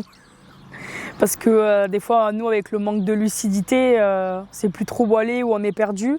Donc c'est l'une des seules personnes que j'autorise à me crier dessus sur un terrain de rugby. Et elle peut me dire ce qu'elle veut, je lui dirai jamais rien. On se parle bien et elle, notamment, elle nous parle bien parce que bon, elle aime bien ses petits piliers aussi. Parce que forcément, c'est un peu un petit centre d'amour là-dedans. C'est vraiment... je pense qu'on s'aime toutes les unes les autres, mais... Ouais, entre première ligne, on s'aime, mais avec la 9, elle aime bien nous aimer parce que s'il y a un problème, elle aime bien qu'on soit là aussi. C'est un poste où on doit se faire aimer par les avants. Et il y en a besoin parce que là, tu sais, un joueur de première ligne qui fait les mêlées, il a des grosses qualités. Et le plus gros défaut ou la plus grosse qualité de ce joueur-là, c'est qu'il est rancunier. Et si tu donnes pas, il te donnera pas. Il doit vouloir participer aux séances d'entraînement déjà. Ça aide beaucoup. Parce que quand on a un demi-mêlée qui vient entrer dans les pieds pour pouvoir faire de la touche ou de la mêlée, forcément, on se dit qu'il en a un peu rien à foutre de notre partie en tout cas. Les demi-mêlées, c'est des types extraordinaires. En plus, ils ont une paire comme ça. Hein. Quand je vois Dupont, ce qu'il est capable de faire en équipe de France, c'est un phénomène. Il sort de l'autre planète, quoi. Comprendre, travailler ce secteur, c'est pas un truc juste introduire et... Non, il faut quand même comprendre les impacts, quand tu perds l'impact, etc. Introduire vite ou pas, garder le timing avec ce talonneur, c'est important. C'est important. Des fois, je prends un mec comme ça et je fais une mêlée 1 contre 1. Avant un échauffement, comme ça, pour rigoler. Ça, j'aime bien. Je prends les piliers souvent pour ça. Et je me fais tordre. C'est comme quand tu as un petit neuf qui démarre, Baptiste par exemple, il avait un balai, il a commencé à 18 ans, bah, il fallait pas le toucher. Et ça, c'est la responsabilité des avants. Hein. C'est ça un peu le côté que j'aime dans le rugby, parce que finalement, c'est un peu comme la société, tu vois. Le petit frère, le grand frère. C'est l'emmerdeur, le gueulard. Autrefois, il avait vraiment, pour moi, une sale image. C'est le chien de berger qui va mordre les chevilles des types pour les mettre dans leur rang, les guider ou autre. Mais c'est pas ça, je pense que c'est plus compliqué que ça. Comme je savais que vous veniez, j'ai regardé ce qu'encaisse un pilier à l'entrée en mêlée. Pendant 2 millisecondes, il prend une charge de 3 à 700 kilos. Alors quand je dis que c'est pas normal, une mêlée, que c'est injuste, que c'est aberrant, je crois que tout est dit dans ces chiffres-là. C'est quand même des hommes. Imaginez 2 voitures d'1 tonne que vous mettez à 50 cm l'une de l'autre, comme ça, plein régime, et l'arbitre dit « jeu ». Et à ce moment-là, vous imaginez le choc des 2 voitures. Si vous regardez le rugby dans son ensemble, dans un stade, vous trouvez ça formidable, c'est impeccable. Si vous faites un travail de légiste, que vous preniez le rugby, vous le mettiez sur la table d'examen et que là, vous commencez à examiner point par point chaque élément, vous vous rendez compte que c'est de la démence. C'est un truc qui est fou. Aujourd'hui, effectivement, on canalise beaucoup le positionnement, mais par contre, on a 2 autobus qui vont rentrer l'un dans l'autre. Donc, c'est difficile à dire. Hein. Je ne pourrais pas dire que c'était mieux avant ou aujourd'hui. Le constat est qu'aujourd'hui, les entraîneurs, pour la performance, ont travaillé la cohésion de la mêlée pour avoir un bloc pour être efficace. Et il n'empêche que les premières lignes, ça reste le coin qui va rentrer. Et du coup, s'il n'est pas bien préparé, on est en danger. Ça a toujours été un plaisir de faire des mêlées. Ça a toujours été un plaisir. Même si, quand j'étais jeune, je ne savais pas que ça pouvait être dangereux à ce point. C'était une obligation de rentrer au casque presque. Ça faisait partie de la première mêlée. Après, on se plaçait un peu mieux. Mais ça faisait partie du folklore du rugby, quoi. Voilà. Ah, moi, j'en connais. Tu refais ça et il est mal. Bon, et c'est un don, voilà. Ça, c'est un don de la nature. Ouais. Mais c'est pas pour ça que j'ai pas le cerveau. Hein. À l'époque, où tu te liais en mêlée, le talonneur se liait toujours en dernier. Alors, bon, c'était un peu du cirque. Hein. Il se mettait devant l'adversaire, il nous retenait avec les bras comme s'il retenait un barrage qui s'effondrait. Et là, il nous disait, alors souvent c'était Jean-Mer du Plantier que je disais, maintenant au casque. Alors, au casque, ça allait tout dire. Hein. Quand tu es sur les 3 premiers, là, oui, il faut avoir la closque solide. Ou alors jouer avec un casque de mobilette. Mais bon, c'est interdit. Ah non, pas le casque, je vais pas te mentir. Pour ça, moi, un mec qui perd la mémoire, moi j'ai joué pendant presque 17 ans. Moi, tant que le mec, je sentais qu'il n'avait pas, parce que moi je suis pas. Le mec qui parle, il fait Manu. Ouais, le mec, je sentais qu'il avait. Il en avait marre, je ne le prenais plus. Mais le mec qui me résistait, tant qu'il me résistait, il résistait. Allez, tête contre tête, on me prenait, ouais. Et puis on rentrait des fois comme d'ici à là, hein. Bing, bang, boum. Mais bon, je sais pas, j'ai perdu les cheveux par contre. Un peu comme toi. Tu jouais pas devant toi aussi? On avait 1 mètre d'impact. Hein. Il n'y avait pas de toucher, il n'y avait pas de ci, il n'y avait pas de là. Là, c'était 1 mètre, mais après, je ne veux pas faire le vieux con. Que dire, tu vois. Mais c'est réel, c'est qu'on se foutait des rentrons dans la tête comme des tarés, c'est clair. Moi, je n'ai pas connu l'entrée en mêlée tête-à-tête quand même, hein. Mais tu avais quand même des rendez-vous. Tu avais des rendez-vous, tu vois, le mec, tu n'arrivais pas à l'attraper, bam, tu affrontais le type. Ça pouvait exister, ouais. Ouais, des fois, tu dis, putain, il a la tête dure, lui, tu vois, ou des fois, tu devais le surprendre, quoi. Il faut avoir une tête dure et il faut avoir des cervicales aussi solides. Et puis surtout, aimer l'effort. Quand tu rentres, il y a une espèce de lutte que tu fais avec ton vis-à-vis, où il faut gagner avec le bras, il faut monter la tête. Voilà, il y a tout ça, c'est pas que le coup de casque. Le coup de casque, c'est un peu pour le sonner, et après tu fais le travail. J'ai joué à un moment où c'était comment dire, une épreuve obligatoire pour gagner le respect des gens. Frapper fort avec la tête, gagner le respect de ses piliers, de son 5 de devant, c'était important. Ça pouvait être dangereux cette phase parce que quand vous rentrez comme ça, vous pouvez piquer du nez et malheureusement il y a eu des accidents comme ça. Et oui, c'était l'impact, je me souviens des fois sur des impacts d'avoir vu des étoiles. Quand on disait d'avoir la tête dure, c'est qu'il faut savoir pousser, être très très fort, mais ne pas être bête non plus à ce point. Donc il faut avoir ce moment aussi de résonance et d'importance aussi parce qu'on a notre intégrité qui est en jeu. Donc c'est très important, mais par contre après, il faut pas avoir peur. Faut avoir la tête dure, mais après aujourd'hui, on va dire le rugby change, donc forcément, on peut plus être que bête et discipliné. Aujourd'hui, voilà, on demande à un pilier de travailler autant qu'un troisième ligne, autant qu'un trois quarts. Lorsqu'on rentre en mêlée, à l'époque, tête contre tête, une tonne contre une tonne à 1,50 m, c'est comme si tu rentrais dans un mur à 40 heures en bagnole. On ne se rend pas compte de ça. C'est pour ça que je dis que le joueur de rugby est un être supérieurement intelligent. Parce qu'avec toutes les pignes qu'il a pris à l'époque, plus de la moitié, on devrait être à moitié abruti. J'ai pas connu ça parce que je pense que je serais pas resté longtemps dans le truc. Mais non, j'ai connu du coup sans liaison, avec de l'espace, rentrer avec de la vitesse. Et là, les premières, tu tapes, tu tombes. Hein, parce que quand t'es pas habitué... Je pense que dans le rugby actuel, on n'est pas assez basé sur la protection. Parce que du joueur... Moi, personnellement, c'est vrai que sur ça, après, moi, tu vois, je parle pas trop de moi, mais sur ça, oui, parce que je veux en parler, parce que c'est quelque chose qui est très important. Sur l'aspect de renforcement, sur l'aspect de protection du joueur, je pense qu'il n'y a pas assez. Quand j'ai eu mon accident, ils se sont aperçus que j'avais le canal rachidien qui était rétréci.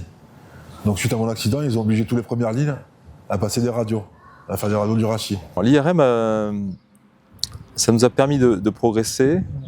En fait, au début du professionnalisme, on a essayé de lutter. Il y a eu un objectif mis en place tout de suite par la Ligue nationale de rugby, c'était de limiter la traumatologie grave du rugby. Moi, j'avais pas de fourmillement dans le bras ou le bras éteint. J'avais une grosse douleur derrière l'omoplate en pensant juste que j'avais mal dormi. Et douleur pendant une semaine, j'ai continué de m'entraîner dessus, mais très grosse douleur. Je finissais chaque entraînement en pleurs, je dormais plus la nuit. Et on s'est dit on va faire une IRM cervicale et le verdict est tombé. Je pense qu'elle était déjà là depuis un moment et sur un exo, ça a pété. Moi, ils m'ont fait une arthrodèse Donc ils m'ont enlevé l'hernie et ils m'ont mis une espèce de bout de plastique qu'ils ont vissé à une cervicale en haut, une cervicale en bas. Et encore, il l'a pas vissé jusqu'au bout, il m'a dit. J'avais le cou un peu trop large. Moi j'étais opéré en 85 de cervicale double hernie. J'ai ouvert de là quand même, hein, par Ghisoli. Quand il a ouvert, et il a pris une écarteur normale pour ses heures d'opération. Et s'est tourné pour prendre le truc pour opérer, et il est revenu, l'écarteur est tout fermé. J'avais tellement de musculature, moi j'ai les photos, j'ai le cou, il fait 52. Hein. Et il a pris, il est descendu en bas au bloc pour avoir un truc d'appendicite, hein, qui est plus costaud pour m'écarter. Donc j'avais toujours eu, bon, j'ai joué 3-4 ans avec une hernie qui s'est calcifiée, et après le second, par contre. J'en ai eu 2, donc je voulais pas avoir un 3e. Et après, bien sûr que c'est dur, bien sûr que. Mais bon, voilà, t'as rien, ça rien. À un moment donné, si t'as envie déjà d'être performant, il faut te donner les moyens, hein, c'est tout. Hein.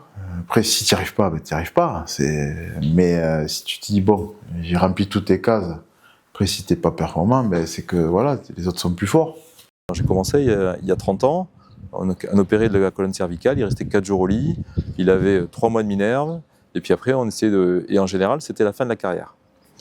Maintenant, les joueurs font de la musculation et des pompes l'après-midi de l'opération. Il n'y a pas de minerve, il n'y a pas de points, il n'y a pas de drain. Et je vous dis, dans le meilleur cas, ils reprennent la compétition au bout de 6 semaines. Honnêtement, j'ai pas forcément eu peur. J'ai eu pas mal de discussions avec d'autres joueurs qui avaient déjà eu cette blessure et qui sont très bien revenus. Donc j'étais pas forcément inquiet, mais je savais que ça passerait par beaucoup de travail, quoi. Que je devrais bosser plus, mes cervicales, mes routines, tout ça, mon renforcement, mon gainage, ma muscu. Voilà, je savais qu'il fallait vraiment que j'axe ce côté-là après la blessure. Ouais. C'était très important de continuer à faire ce renforcement que je faisais depuis 3-4 ans sur les cervicales et de ne pas hésiter à me rajouter justement des séances en plus. Donc ça, par rapport à ça, j'ai été beaucoup accompagné, j'ai beaucoup travaillé à côté aussi. J'ai commencé à avoir des problèmes cervicales à 28 ans. Que j'ai traîné jusqu'à 31. J'avais juste un petit peu des fourmis dans les doigts. J'en ai eu 2, donc je voulais pas avoir un 3e. Il y a des choses qui ne passent pas, qui soit l'instabilité, donc quand c'est instable, il faut stabiliser, donc on fait des interventions où on bloque les vertèbres. Honnêtement, un pilier qui aurait des douleurs ou une névralgie comme j'ai eu, moi je lui dirais de ne pas attendre parce qu'en fait, t'es pas bon, t'es pas bon, quoi. Rien de mieux que de travailler la mêlée en opposition pour se muscler, de se renforcer, quoi, d'être résilient, d'être dur au mal. Et ça, c'est quelque chose de fort et d'important. On sait que si tu gagnes du coup, tu gagnes de la force. Donc quand tu es première ligne, tu réfléchis pas trop à te dire est-ce que je gagne mon coup ou pas parce que, C'est un peu comme le taureau, c'est la force elle est dans le cou. Hein. On se leurre en disant qu'on prépare les garçons parce qu'ils font un peu de gainage. Il faut faire beaucoup de gainage et travailler très très fort. L'orage cervical, c'est pas que pour les premières lignes.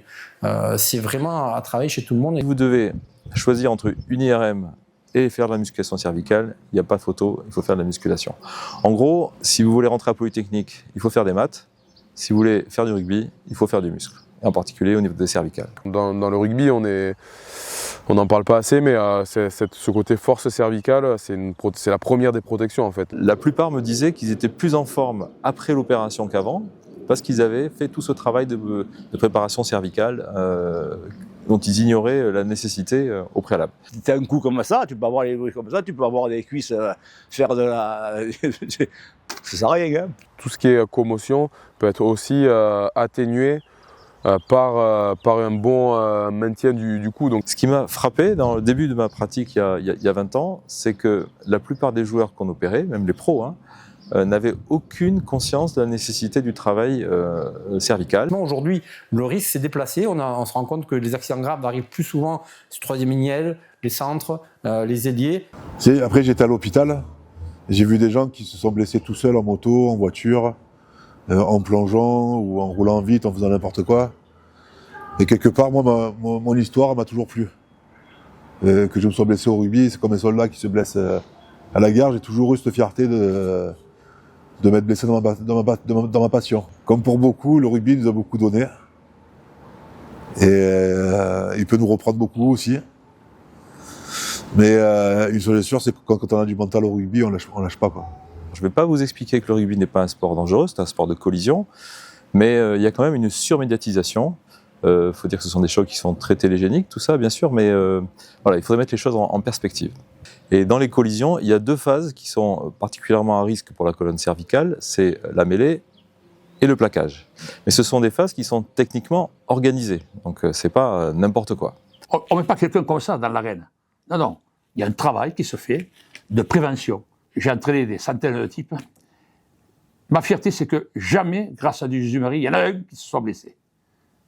Voilà, gravement. Parce que je leur ai cassé les bonbons. Hein. Je les ai matés là. Hein. C'est un poste spécifique, donc il faut quand même travailler en amont sur le renforcement musculaire, notamment des cervicales, pour nos jeunes joueurs. C'est-à-dire qu'on s'est aperçu qu'en mettant les gens en sécurité, on les rendait performants.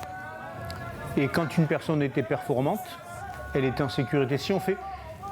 Si on est performant, c'est qu'on est déjà renforcé physiquement. Mais ça veut dire qu'on est aussi compétent techniquement.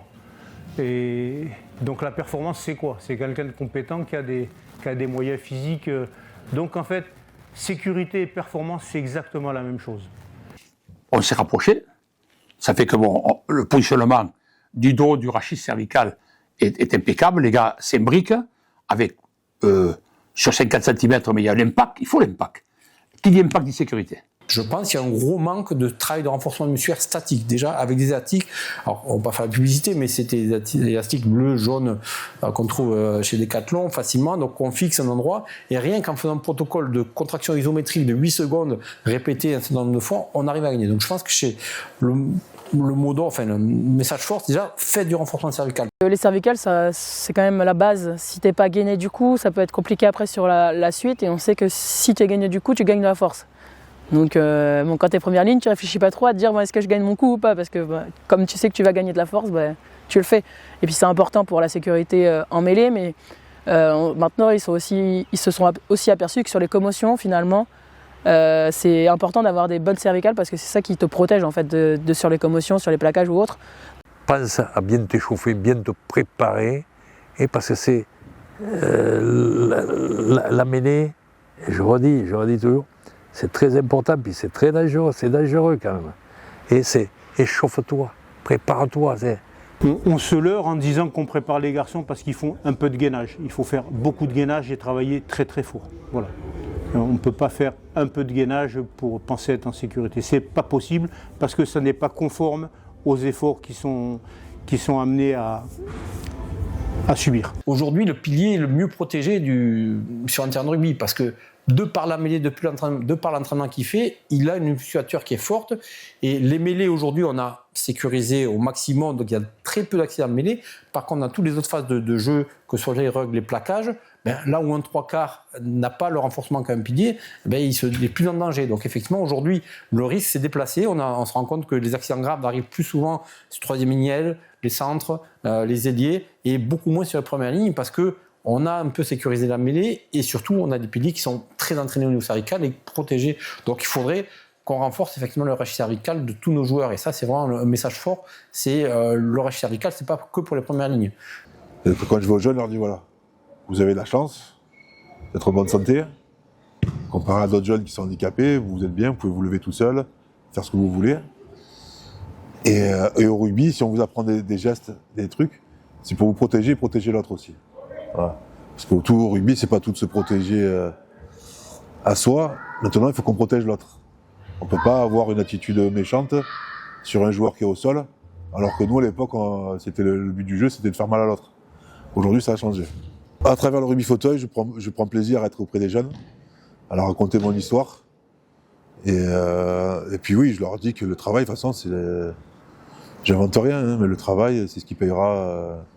Comparé entre deux joueurs, celui qui travaillera le plus, il sera plus pris en considération que d'autres, quoi. Mais ça va. Quand j'interviens, il y a beaucoup de gens qui me remercient pour ce que je fais, et il y a beaucoup de jeunes qui apprécient mon discours aussi. J'essaie de leur dire que c'est pas une fin en soi le handicap, qu'il y a une vie derrière parce qu'on est dans un pays développé, un pays qui nous aide. Mais il y a un discours à avoir avec eux parce qu'il faut qu'ils soient au courant déjà, de toute façon. Je suis partisan aussi de ne pas dénaturer le rugby. Ce que je veux dire, c'est que c'est bien, si on veut tout protéger, on arrête le rugby, quoi. Le déblaiement, quand même, le déblaiement, ça fait quoi? ça fait des années que ça dure, ça. Vous voyez des mecs de 100, 110 kilos lancés comme des obus qui vont percuter un type qui est juste en position d'opposition. Faut pas 10 ans pour se rendre compte qu'un jour il va arriver un drame, qu'un jour ça va arriver, que ça a dû sans doute arriver, et qu'il suffit d'interdire ça. Il y a beaucoup de choses à interdire. Il y a des radiations, il y a des gestes qui sont inadmissibles. Quand on est par terre, quand on a écroulé, quand il y a une mêlée écroulée, il faut arrêter de le pousser. Parce que ça, c'est dangereux. Et malheureusement, on voit encore des joueurs qui viennent continuer à pousser sur des joueurs au sol et qui sont en danger, parce qu'ils sont coincés par terre. La bonne règle concernant la mêlée, c'est celle qui va protéger les joueurs. Moi, j'ai des amis qui se retrouvent sur des fauteuils roulants aujourd'hui, sur des mêlées écroulées quand même, tu vois. Et ça, c'est pas acceptable. Tu fais pas du sport pour te retrouver sur une chaise roulante, c'est pas possible, quoi. Là, c'était un terrain gras, c'était une journée particulière, une soirée particulière. Je veux dire, tout a été particulier ce week-end-là. Et puis il arrive cette première mêlée. Je savais pas, personnellement, je savais pas qu'on pouvait rester tétraplégique au rugby. J'étais vraiment pas au courant. Je pensais pas qu'on va pouvoir avoir des séquelles aussi graves. Mais ce rugby de l'époque, il me plaisait. Voilà, donc je vais pas cracher dessus, parce que je me suis épanoui, je me suis régalé, j'ai des souvenirs magnifiques. Mais il était dangereux. On a interrogé les 39 sujets sportifs qui étaient tétraplégiques, on leur a demandé comment ça s'est passé l'accident. Et on a analysé que certains nous disaient, je suis rentré, on n'était pas prêts, ils sont rentrés, j'étais encore en train de me baisser, du coup on a dit bon, il y a un problème là, du coup la Fédé a modifié. Après d'autres avaient dit oui mais moi je jouais pas première ligne, j'étais troisième ligne, le matin il en manquait un, du coup on a fait la licence, donc là aussi il y a des règles. Donc la Fédé a fait beaucoup de changements de règles basés sur ce constat initial. Après les graves blessures, quand il faut retourner sur le terrain, les chirurgiens, les neurochirurgiens, docteur Pierre Bernard notamment qui en travaille beaucoup, nous sollicite parfois pour dire voilà, on a refait une ossature, on a refait au niveau rachidien, au niveau osseux quelque chose de solide, maintenant musculairement, est-ce que tu peux nous aider? Tous les centres de formation, normalement, ils ont été équipés par la fédération de capteurs, et donc on doit pouvoir dire, bon, ce joueur est faible, il faut le renforcer. Sauf que produire une force en position assise et produire une force en position de mêlée, c'est pas du tout pareil. Dès qu'on est un peu à l'horizontale, est-ce qu'on est capable de produire la force sur toute la chaîne musculaire jusqu'au niveau du dos, des fessiers, des ischios jusqu'aux pieds? Donc ça, cette machine-là nous permet, au début, on fait une mesure de force statique pour avoir la valeur de force max du joueur. La machine va nous dire, est-ce que mon sujet, même s'il est assez fort, est-ce qu'il est assez réactif, est-ce qu'il réagit assez vite et assez fort? Et ça, c'est les travaux qu'on est encore en train de finaliser pour pouvoir espérer dire à des joueurs, écoute, tu es très fort en statique, mais malheureusement, quand tu prends un impact, tu es trop lent à réagir. Et ça peut motiver par la suite des protocoles de rééducation spécifiques. Il faut des gros muscles, certes, mais il faut des muscles rapides aussi. Donc, c'est sûr que voilà, c'est le socle. Si on n'a pas des muscles forts, à la base, ils peuvent être très réactifs, ça ne suffit pas. Par contre, ce n'est pas parce qu'on a validé le niveau de force statique qu'on est forcément bon en termes de réactivité. C'est ça qu'on va explorer avec cet outil-là. Aujourd'hui, quand même, on a une époque où on se rend compte que les impacts répétés ne sont peut-être pas très bons pour le cerveau. Donc, dire je vais vous entraîner en tapant sur la tête de manière répétée, c'est peut-être pas idéal. Du coup, on a construit notre machine qui est basée sur le quick release. Le quick release, c'est un peu comme la catapulte en fait. On va stocker de l'énergie en recrutant les muscles cervicaux, en bloquant la tête, on stocke, et d'un coup on lâche l'appui, et du coup la tête va partir en avant comme une catapulte. Et à ce moment-là, quand ça part, on va lui demander de réagir le plus vite possible à l'arrière. Donc, il y aura une projection de la tête vers l'avant, mais sans impact. C'est juste de l'énergie qui est stockée à maximum, et d'un coup, avec un électroaimant, on lâche, et ça part, et là, on va lui demander de pousser le plus vite, le plus fort vers l'arrière. Les sujets, au début, il leur fallait 10 cm avant de réagir, et puis à la fin, ils étaient à 6-7 cm, donc ils réagissaient de plus en plus tôt. On l'a vu dans l'étude qu'on a fait justement sur 50 joueurs amateurs, rien que les 20 minutes de renforcement isométrique, ils ont tous gagné énormément en force. C'est-à-dire que les joueurs qui jouaient en Fédéral 2, Fédéral 3 ou des féminines, en faisant, c'est un protocole, 4 semaines d'entraînement, il y avait 10 séances au total, une semaine avec 2 séances, une semaine à 3, donc 10 semaines d'entraînement de 20 minutes, 3 fois 10 séances, ils ont gagné entre 20 et 30% de leur force isométrique. Donc, message force, déjà, faites du renforcement cervical, parce qu'aujourd'hui, on fait 3 mouvements comme ça, on pense qu'on renforce le cervical. Non, il faut quand même faire au moins 15 minutes, 2 à 3 fois par semaine sur une pré-saison. On peut imaginer sur un mois, l'entraîneur dit, voilà, pendant le premier mois, on va faire 20 minutes, 15 minutes d'un renforcement cervical et il y a un socle qui sera obtenu. Aujourd'hui, le pilier est le mieux protégé sur un terrain de rugby parce que de par la mêlée, de par l'entraînement qu'il fait, il a une musculature qui est forte et les mêlées aujourd'hui, on a sécurisé au maximum, donc il y a très peu d'accidents de mêlée. Par contre, dans toutes les autres phases de jeu, que ce soit les rugs, les plaquages, là où un 3/4 n'a pas le renforcement qu'un pilier, il est plus en danger. Aujourd'hui, le risque s'est déplacé. On se rend compte que les accidents graves arrivent plus souvent sur le troisième ligne, les centres, les ailiers, et beaucoup moins sur la première ligne parce qu'on a un peu sécurisé la mêlée et surtout, on a des piliers qui sont très entraînés au niveau cervical et protégés. Donc, il faudrait qu'on renforce effectivement le rachis cervical de tous nos joueurs. Et ça, c'est vraiment un message fort. C'est le rachis cervical, c'est pas que pour les premières lignes. Les 3/4, les 3,5 qui sont peut-être moins enclins à faire du renforcement cervical, c'est eux qu'il faut aujourd'hui renforcer de manière spécifique et en glisser un petit peu. Là, on est beaucoup sur la mêlée des accidents du rachis cervical. Les commotions cérébrales, on sait que les muscles aussi ont un rôle d'absorption, pas de grosses commotions ou gros chocs, là, malheureusement, mais les petits chocs à répétition, il semblerait que les muscles puissent avoir un effet protecteur, absorbeur. Et donc, je pense que là aussi, on a tout intérêt à avoir des muscles cervicaux forts et réactifs. Aujourd'hui, effectivement, on canalise beaucoup le positionnement, mais par contre, on a 2 autobus qui vont rentrer l'un dans l'autre. Donc, c'est difficile à dire. Je ne pourrais pas dire que c'était mieux avant ou aujourd'hui. Le constat est qu'aujourd'hui, les entraîneurs, pour la performance, ont travaillé la cohésion de la mêlée pour avoir un bloc pour être efficace. Et il n'empêche que les premières lignes, ça reste le coin qui va rentrer. Et du coup, s'il n'est pas bien préparé, on est en danger. Donc, c'est vrai qu'à l'époque, sur les impacts, il se passait des choses qu'on a moins aujourd'hui, parce qu'il y avait des espèces de sidérations au moment où ça cognait, même s'il n'y avait pas toute la mêlée organisée derrière, mais ça cognait très fort. Il y avait au niveau neurologique des petites sidérations en quelques millisecondes qui pouvaient être à risque. Aujourd'hui, ça a été un petit peu diminué par la préaction et la liaison qui diminue un peu les distances d'impact. Et toutes ces règles de liaison, ça a été pour éviter effectivement cet impact, parce qu'on est dans les années, je crois que c'est 90, 95, où il y avait vraiment des blocs qui commençaient à se structurer et qui, à 1,25 m, se rentraient dedans. Et à ce moment-là, il y avait vraiment un impact énorme. Aujourd'hui, on a réduit ça. Et donc, ces accidents sur l'entrée en mêlée, parce que si, au moins l'impact, si ce n'était pas bien placé, ça tombait très vite au sol. Aujourd'hui, il se positionne, ça va au sol, mais il n'y a pas la même énergie cinétique qu'on pouvait avoir avec 2 blocs qui se lançaient de 1 mètre, 1,50 m. Aujourd'hui, ça fait partie des avancées qui ont permis de diminuer le nombre d'accidents en première ligne. On parle de traumatismes cervicaux, effectivement, les traumatismes cervicaux, il y en a de moins en moins quand même, on arrive à avoir un niveau, mais ça ne sera jamais nul. Et le rugby, c'est un sport d'évitement, mais le contact fait partie des règles et il y aura forcément toujours un risque, mais il faut arriver au risque minimal qui est de 1 ou 2 accidents peut-être par an, mais on ne peut pas dire, à mon avis, tu es à 5 accidents par an, 6 accidents par an, ça c'était dérangeant et c'est pour ça que toutes les stratégies ont été mises en place. L'idée aujourd'hui, c'est maintenant que ce projet-là arrive à maturité, j'arrive à démontrer certaines choses, c'est comment faire pour en faire profiter un maximum et le vulgariser ou en tout cas permettre un maximum parce que s'il faut une machine aussi complexe que ça n'a pas de sens, il faut dégager des choses assez simples qu'on puisse après appliquer par la suite. Je suis dans la vie plutôt un besogneux, un travailleur, pas forcément la lumière qui m'intéresse le plus. Donc voilà, je suis plus dans l'état d'esprit de joueur de devant qu'un joueur de derrière, effectivement. C'est accepter effectivement de faire le travail de l'ombre qui va payer à la fin, mais on ne se rend pas compte, c'est des millimètres.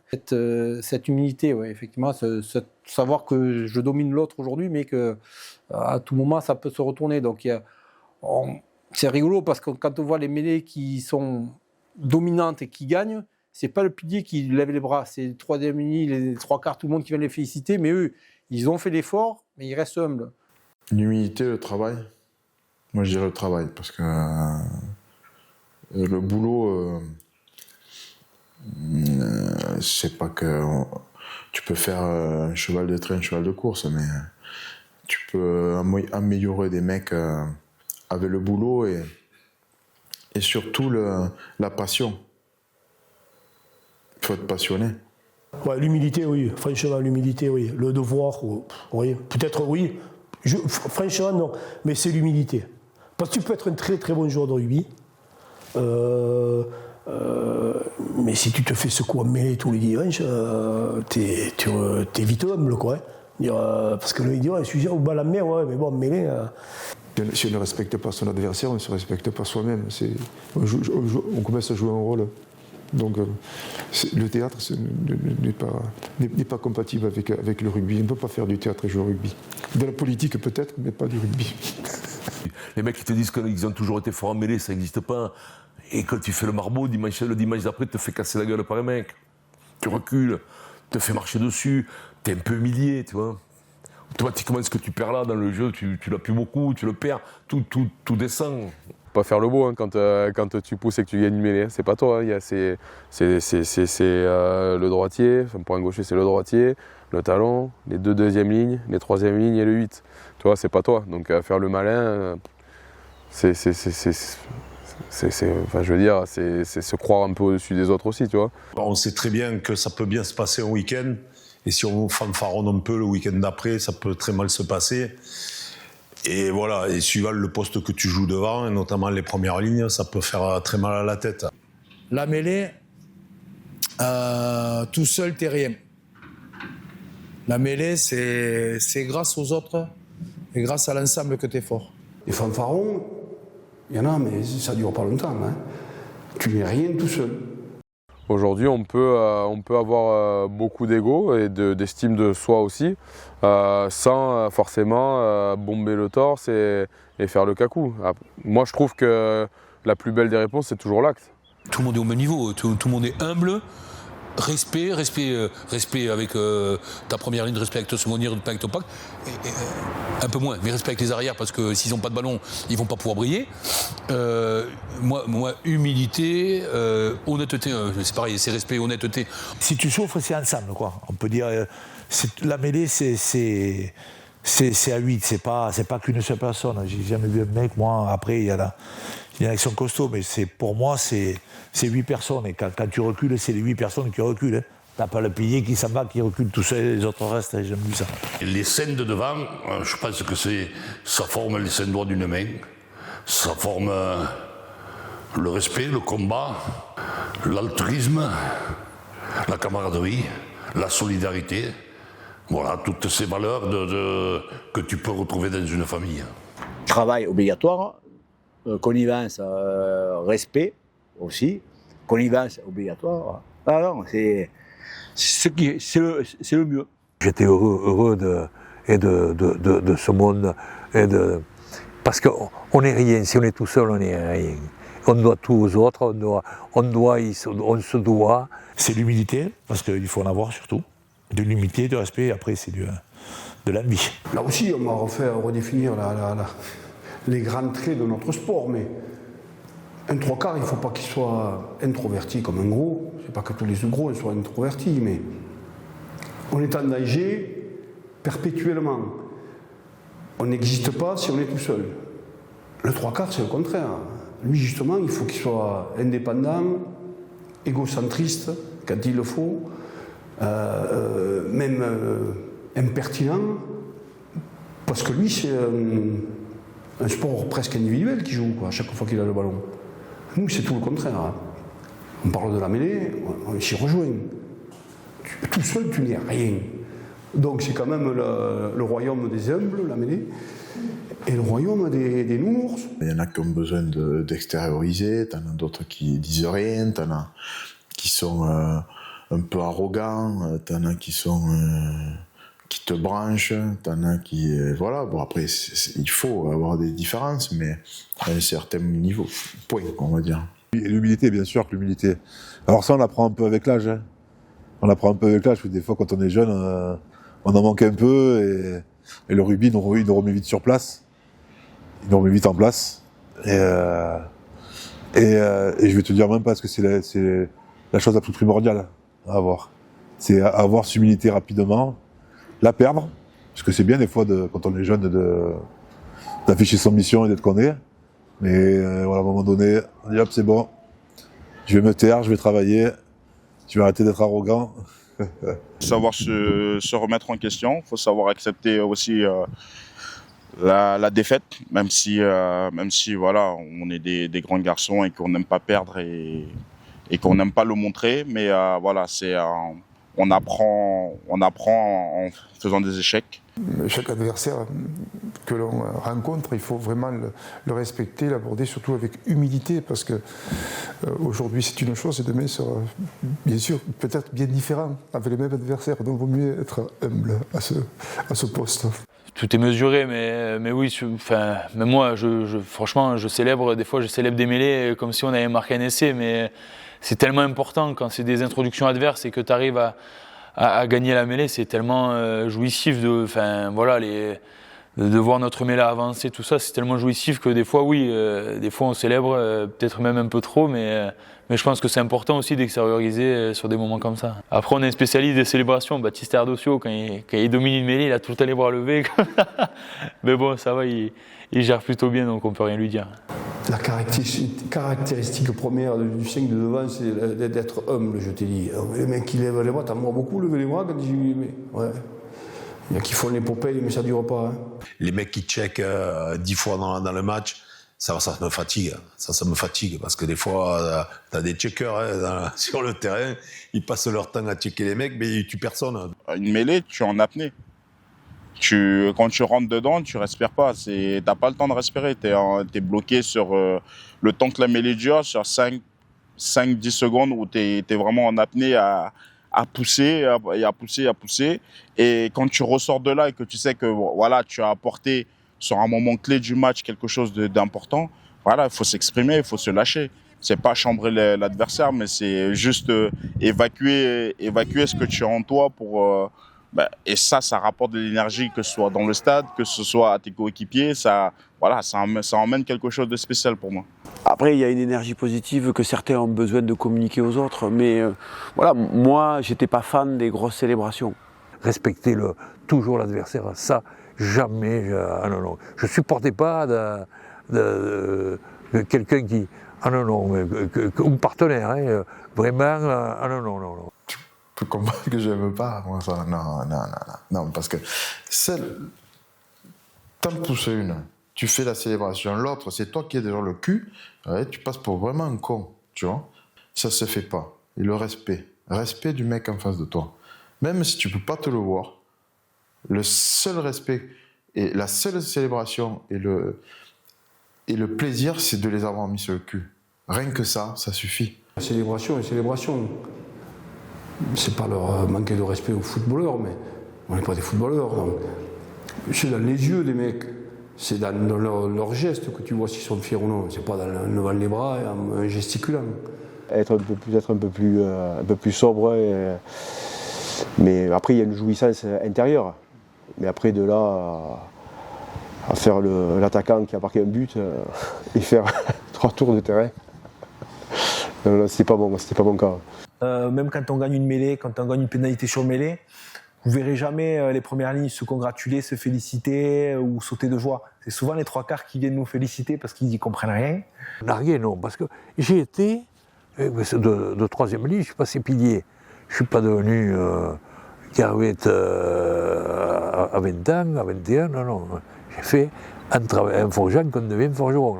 Là, non, là, en respect. Et puis, j'ai été un jour pris, comme tout le monde, on est pris. Et puis, on apprend. On n'aime pas quand un pilier célèbre une mêlée dominatrice, tu vois, je veux dire. On n'aime pas ça parce qu'il peut être dominant, je répète, sur une mêlée. La mêlée d'après, il peut être dominé. Donc, il ne faut pas faire ça. Je pense qu'il y a beaucoup de respect entre les vrais joueurs de première ligne. Je trouve que c'est pas bien. Le problème de la mêlée, c'est qu'on n'accepte pas de perdre en mêlée. Et alors peut-être, je vais parler au nom de certains et à défaut, mais ils n'acceptent pas de perdre. Donc comme c'est une guerre d'ego, et voilà, il faut toujours justifier. Et l'élément le plus facile à orienter, c'est se tourner vers l'arbitre et dire qu'il n'a rien compris et qu'il n'a pas d'expertise parce qu'il fait 80 kilos et que moi j'en fais 120 parce que je suis pilier. Forcément, ça touche à ton ego. Quand sur une mêlée, tu as reculé, celle d'après, tout de suite, ta target, tu sais que tu n'as que lui en face. La seule personne que tu vois, toi, c'est le mec directement en face de toi. Donc, si tu as reculé sur la mêlée d'après, sur celle d'avant, et que l'arbitre qui a donné une pénalité, je pense que pour ton ego, ça... Et en mêlée, quand on recule, on ne regarde pas les 2e lignes, 3e lignes, on regarde le pilier. Donc tout de suite, même si c'est une épreuve collective, ça reste aussi une épreuve individuelle. Donc la première personne qu'on va regarder sur une mêlée, s'il y a quoi que ce soit, c'est les piliers. L'ego, c'est plus sur la volonté, être combatif face à son vis-à-vis direct. Mais l'humilité, c'est surtout pour être convaincant et amener les coéquipiers avec soi. C'est de l'humilité envers ses coéquipiers, c'est pas de l'humilité envers l'adversaire. Je pense qu'il faut de l'arrogance envers l'adversaire. Il faut avoir de l'ego, oui, il faut avoir de l'ego. On peut pas, c'est sûr qu'on ne peut pas accepter, par exemple, une mêlée se passe mal, on ne peut pas accepter de prendre une pénalité ou de reculer en mêlée et de l'accepter. Ça, non, ça c'est pas possible. C'est pas possible, même s'il y a un accrochage et qui ne sert à rien, cet accrochage, il faut montrer quand même qu'on est présent. Des fois, c'est vrai que moi, j'ai des fois des images, certaines équipes qui peuvent charger un peu en mêlée. Tu prends une pénalité, tu te replaces en regardant tes chaussures. Non, c'est pas possible. Ça, c'est pas possible. Il faut avoir de la fierté quand même. Un peu d'ego du coup. Ouais, peut-être un peu du coup. Combien de fois on parle pas de pousser, on parle de pousser en mêlée, on parle de châtiment. Ils sont châtiés en mêlée. Donc le châtiment implique l'humiliation. L'humiliation, la testostérone, elle descend d'un cran. Aujourd'hui, le rugby quand même manque, dans le bon sens du terme, manque un peu d'insolence. Maintenant, c'est du spectacle, il faut que ça aille vite. Une touche, ça va vite, on chronomètre. On va bientôt chronométrer les touches, les mêlées, pour que ça aille vite. Donc, ça, je pense que ça sera réalisable. Il ne faut pas qu'on passe beaucoup de temps à la mêlée aujourd'hui, parce que ça ennuie le téléspectateur, un peu néophyte qui ne comprend pas, mais pourquoi... Il faut que la mêlée soit une mêlée qui soit rapide, qui soit bien faite, en fait, rapide. Bam. Ça ne veut pas dire que de temps en temps tu ne gardes pas le ballon, tu essaies d'aller chercher, de mettre les mecs à genoux, parce que la mêlée c'est ça aussi, mettre les mecs à genoux. C'est une évidence que la mêlée effondrée, ça peut être facilement la plaie du rugby, parce que c'est une perte de temps, on est obligé de faire refaire à la mêlée. Combien ça fait perdre une mêlée? Même si c'est court, on la refait. Allez, 10 secondes, 20 secondes. Le tout c'est hop, se remet à mêlée. 20 secondes. Et le reste, on regarde là, et voilà. Je trouve qu'on s'éloigne un peu de ce qu'est le cœur de la mêlée de notre sport, en fait, quoi. L'essence même de ce sport, l'essence même, je sais pas, le noyau nucléaire de ce sport, c'est la mêlée. C'est la mêlée. Le jour où tu enlèveras la mêlée, tu auras de l'andouillerie. Même si elle est décriée, même si, je répète, des gens veulent la détruire. Hein. Alors, je ne noircis pas le tableau, mais il y en a qui vont te dire, ouais, ça suffit maintenant, hein. Maintenant c'est 40 temps de jeu effectif, 40 minutes de jeu effectif, donc ta mêlée, tu nous emmerdes. La mêlée, elle peut être déterminante, quoi. Elle peut être déterminante. C'est-à-dire que si tu n'en as pas beaucoup, mais que tu loupes la principale, ben, tu perds le match, quoi. Si tu enlèves la mêlée au rugby à 15, t'as plus rien, quoi. Ah oui, il y aura des ballons, ça va jouer dans tous les sens, il y aura 50 minutes de temps de jeu, mais il y aura plus ce lien que tu as. La mêlée, jamais il faut la toucher. Quelqu'un siffler sur les mêlées? Rejouer? Ils attendent la mêlée, les gens. Ils attendent la prochaine mêlée. T'as entendu, toi, tout le public siffler, là? Ah, la preuve, elle est là, il faut. C'est point la ligne, t'entends? Moi, ce que je voudrais pas, je parle comme encore un vieux con, mais ce que je voudrais pas, c'est que le rugby à 15 devienne comme le rugby à 13. Je trouve que c'est bien, on a aseptisé, mais je te dis, la prochaine étape, c'est quoi? Embrassez-vous, et puis on rentre en mêlée. Bon. Elle va durer longtemps. Et il faut que tous les acteurs de notre sport en prennent conscience. Elle est primordiale dans notre sport, sinon ce sera un autre sport. Voilà. Et on se fera chier. Bien sûr qu'on doit garder la mêlée, bien sûr qu'on doit la garder telle qu'elle est, mais avec peut-être plus de simplicité et plus d'ouverture au combat, mais dans la légalité. Dans un sport où on est nombreux sur le terrain, je crois que la mêlée a encore de beaux jours devant elle, parce que tout simplement on en a besoin pour garder des espaces ensuite pour le jeu. Le rugby en général est attaché à garder une épreuve de force à la mêlée, parce que il y a ce qu'elle donne en termes d'émotion, en termes de mêlée, il y a aussi ce qu'elle donne aussi en termes de dépenses d'énergie des joueurs et leur capacité à enchaîner les efforts. C'est quand même la pique, pour un joueur, comme un taureau passe à la pique, après il faut courir. Elle n'est pas en danger, la mêlée, je pense qu'elle a d'autres choses à vivre, même si aujourd'hui, on voit que les règles elles évoluent, que les choses évoluent. Je crois qu'aujourd'hui, les joueurs, comme je l'ai dit tout à l'heure, ils aiment cette phase, mais ils aiment aussi faire d'autres choses, et il faut les intéresser. Il faut garder la main sur sur le combat qu'il doit avoir dans cette phase de jeu. Ça fait partie de notre culture. Il est hors de question, enfin, il ne faut pas aller dans la mêlée jeu, quoi. Non, c'est la mêlée combat, jeu. En France, voilà, c'est quelque chose qui reste vraiment très marqué. Voilà, on aime cette épreuve, on aime avoir cette épreuve de force, on aime le combat, on aime voir les avants s'affronter. Les générations passent, comme je te disais, mais cette fondation autour du respect et des efforts qu'il faut faire dans une mêlée, elle reste. Et c'est très bien que des anciens talonneurs, des anciens joueurs de première ligne basculent dans les encadrements aujourd'hui pour transporter ces idées-là. Il faut qu'il y ait toujours cet affrontement et que les règles ne soient pas trop compliquées et donnent trop d'interprétations de la part des arbitres. Voilà, il ne faut pas que ce soit un repoussoir. C'est trop fort de dire que la mêlée il est en danger, mais il faudra peut-être se poser quelques questions. Où on y va? Qu'est-ce qu'on veut du rugby? Et parce que la mêlée, c'est important. La mêlée, elle est plus sécuritaire, elle est mieux. C'est encore quelque chose de... C'est une fierté, donc il faut le garder. Mais il faut le garder, quoi. L'enlever, pour moi, ça serait... je sais pas. Comme enlever le gardien de but au foot, quoi. Pour moi, c'est grave, hein. Je sais pas si elle est en danger parce que c'est tellement important pour le rugby, la mêlée. Si on enlève la mêlée au rugby, enfin, il reste plus grand chose au mec de devant, quoi. Quand on parle de rugby, on parle de mêlée la plupart du temps, à part quand on est des trois quarts. Elle sera toujours en danger parce que, comme je te disais au départ, c'est une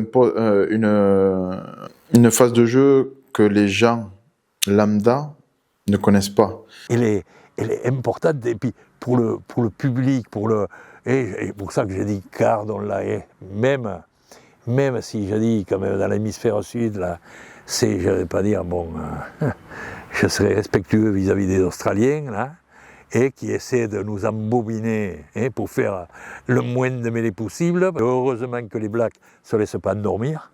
Moi, médicalement, pour la santé du joueur, je pense qu'il faudrait mieux la garder. Parce que si on n'a pas un moment où les gens se fatiguent, s'usent différemment, on va voir que des athlètes, on va aller vers le rugby à 13.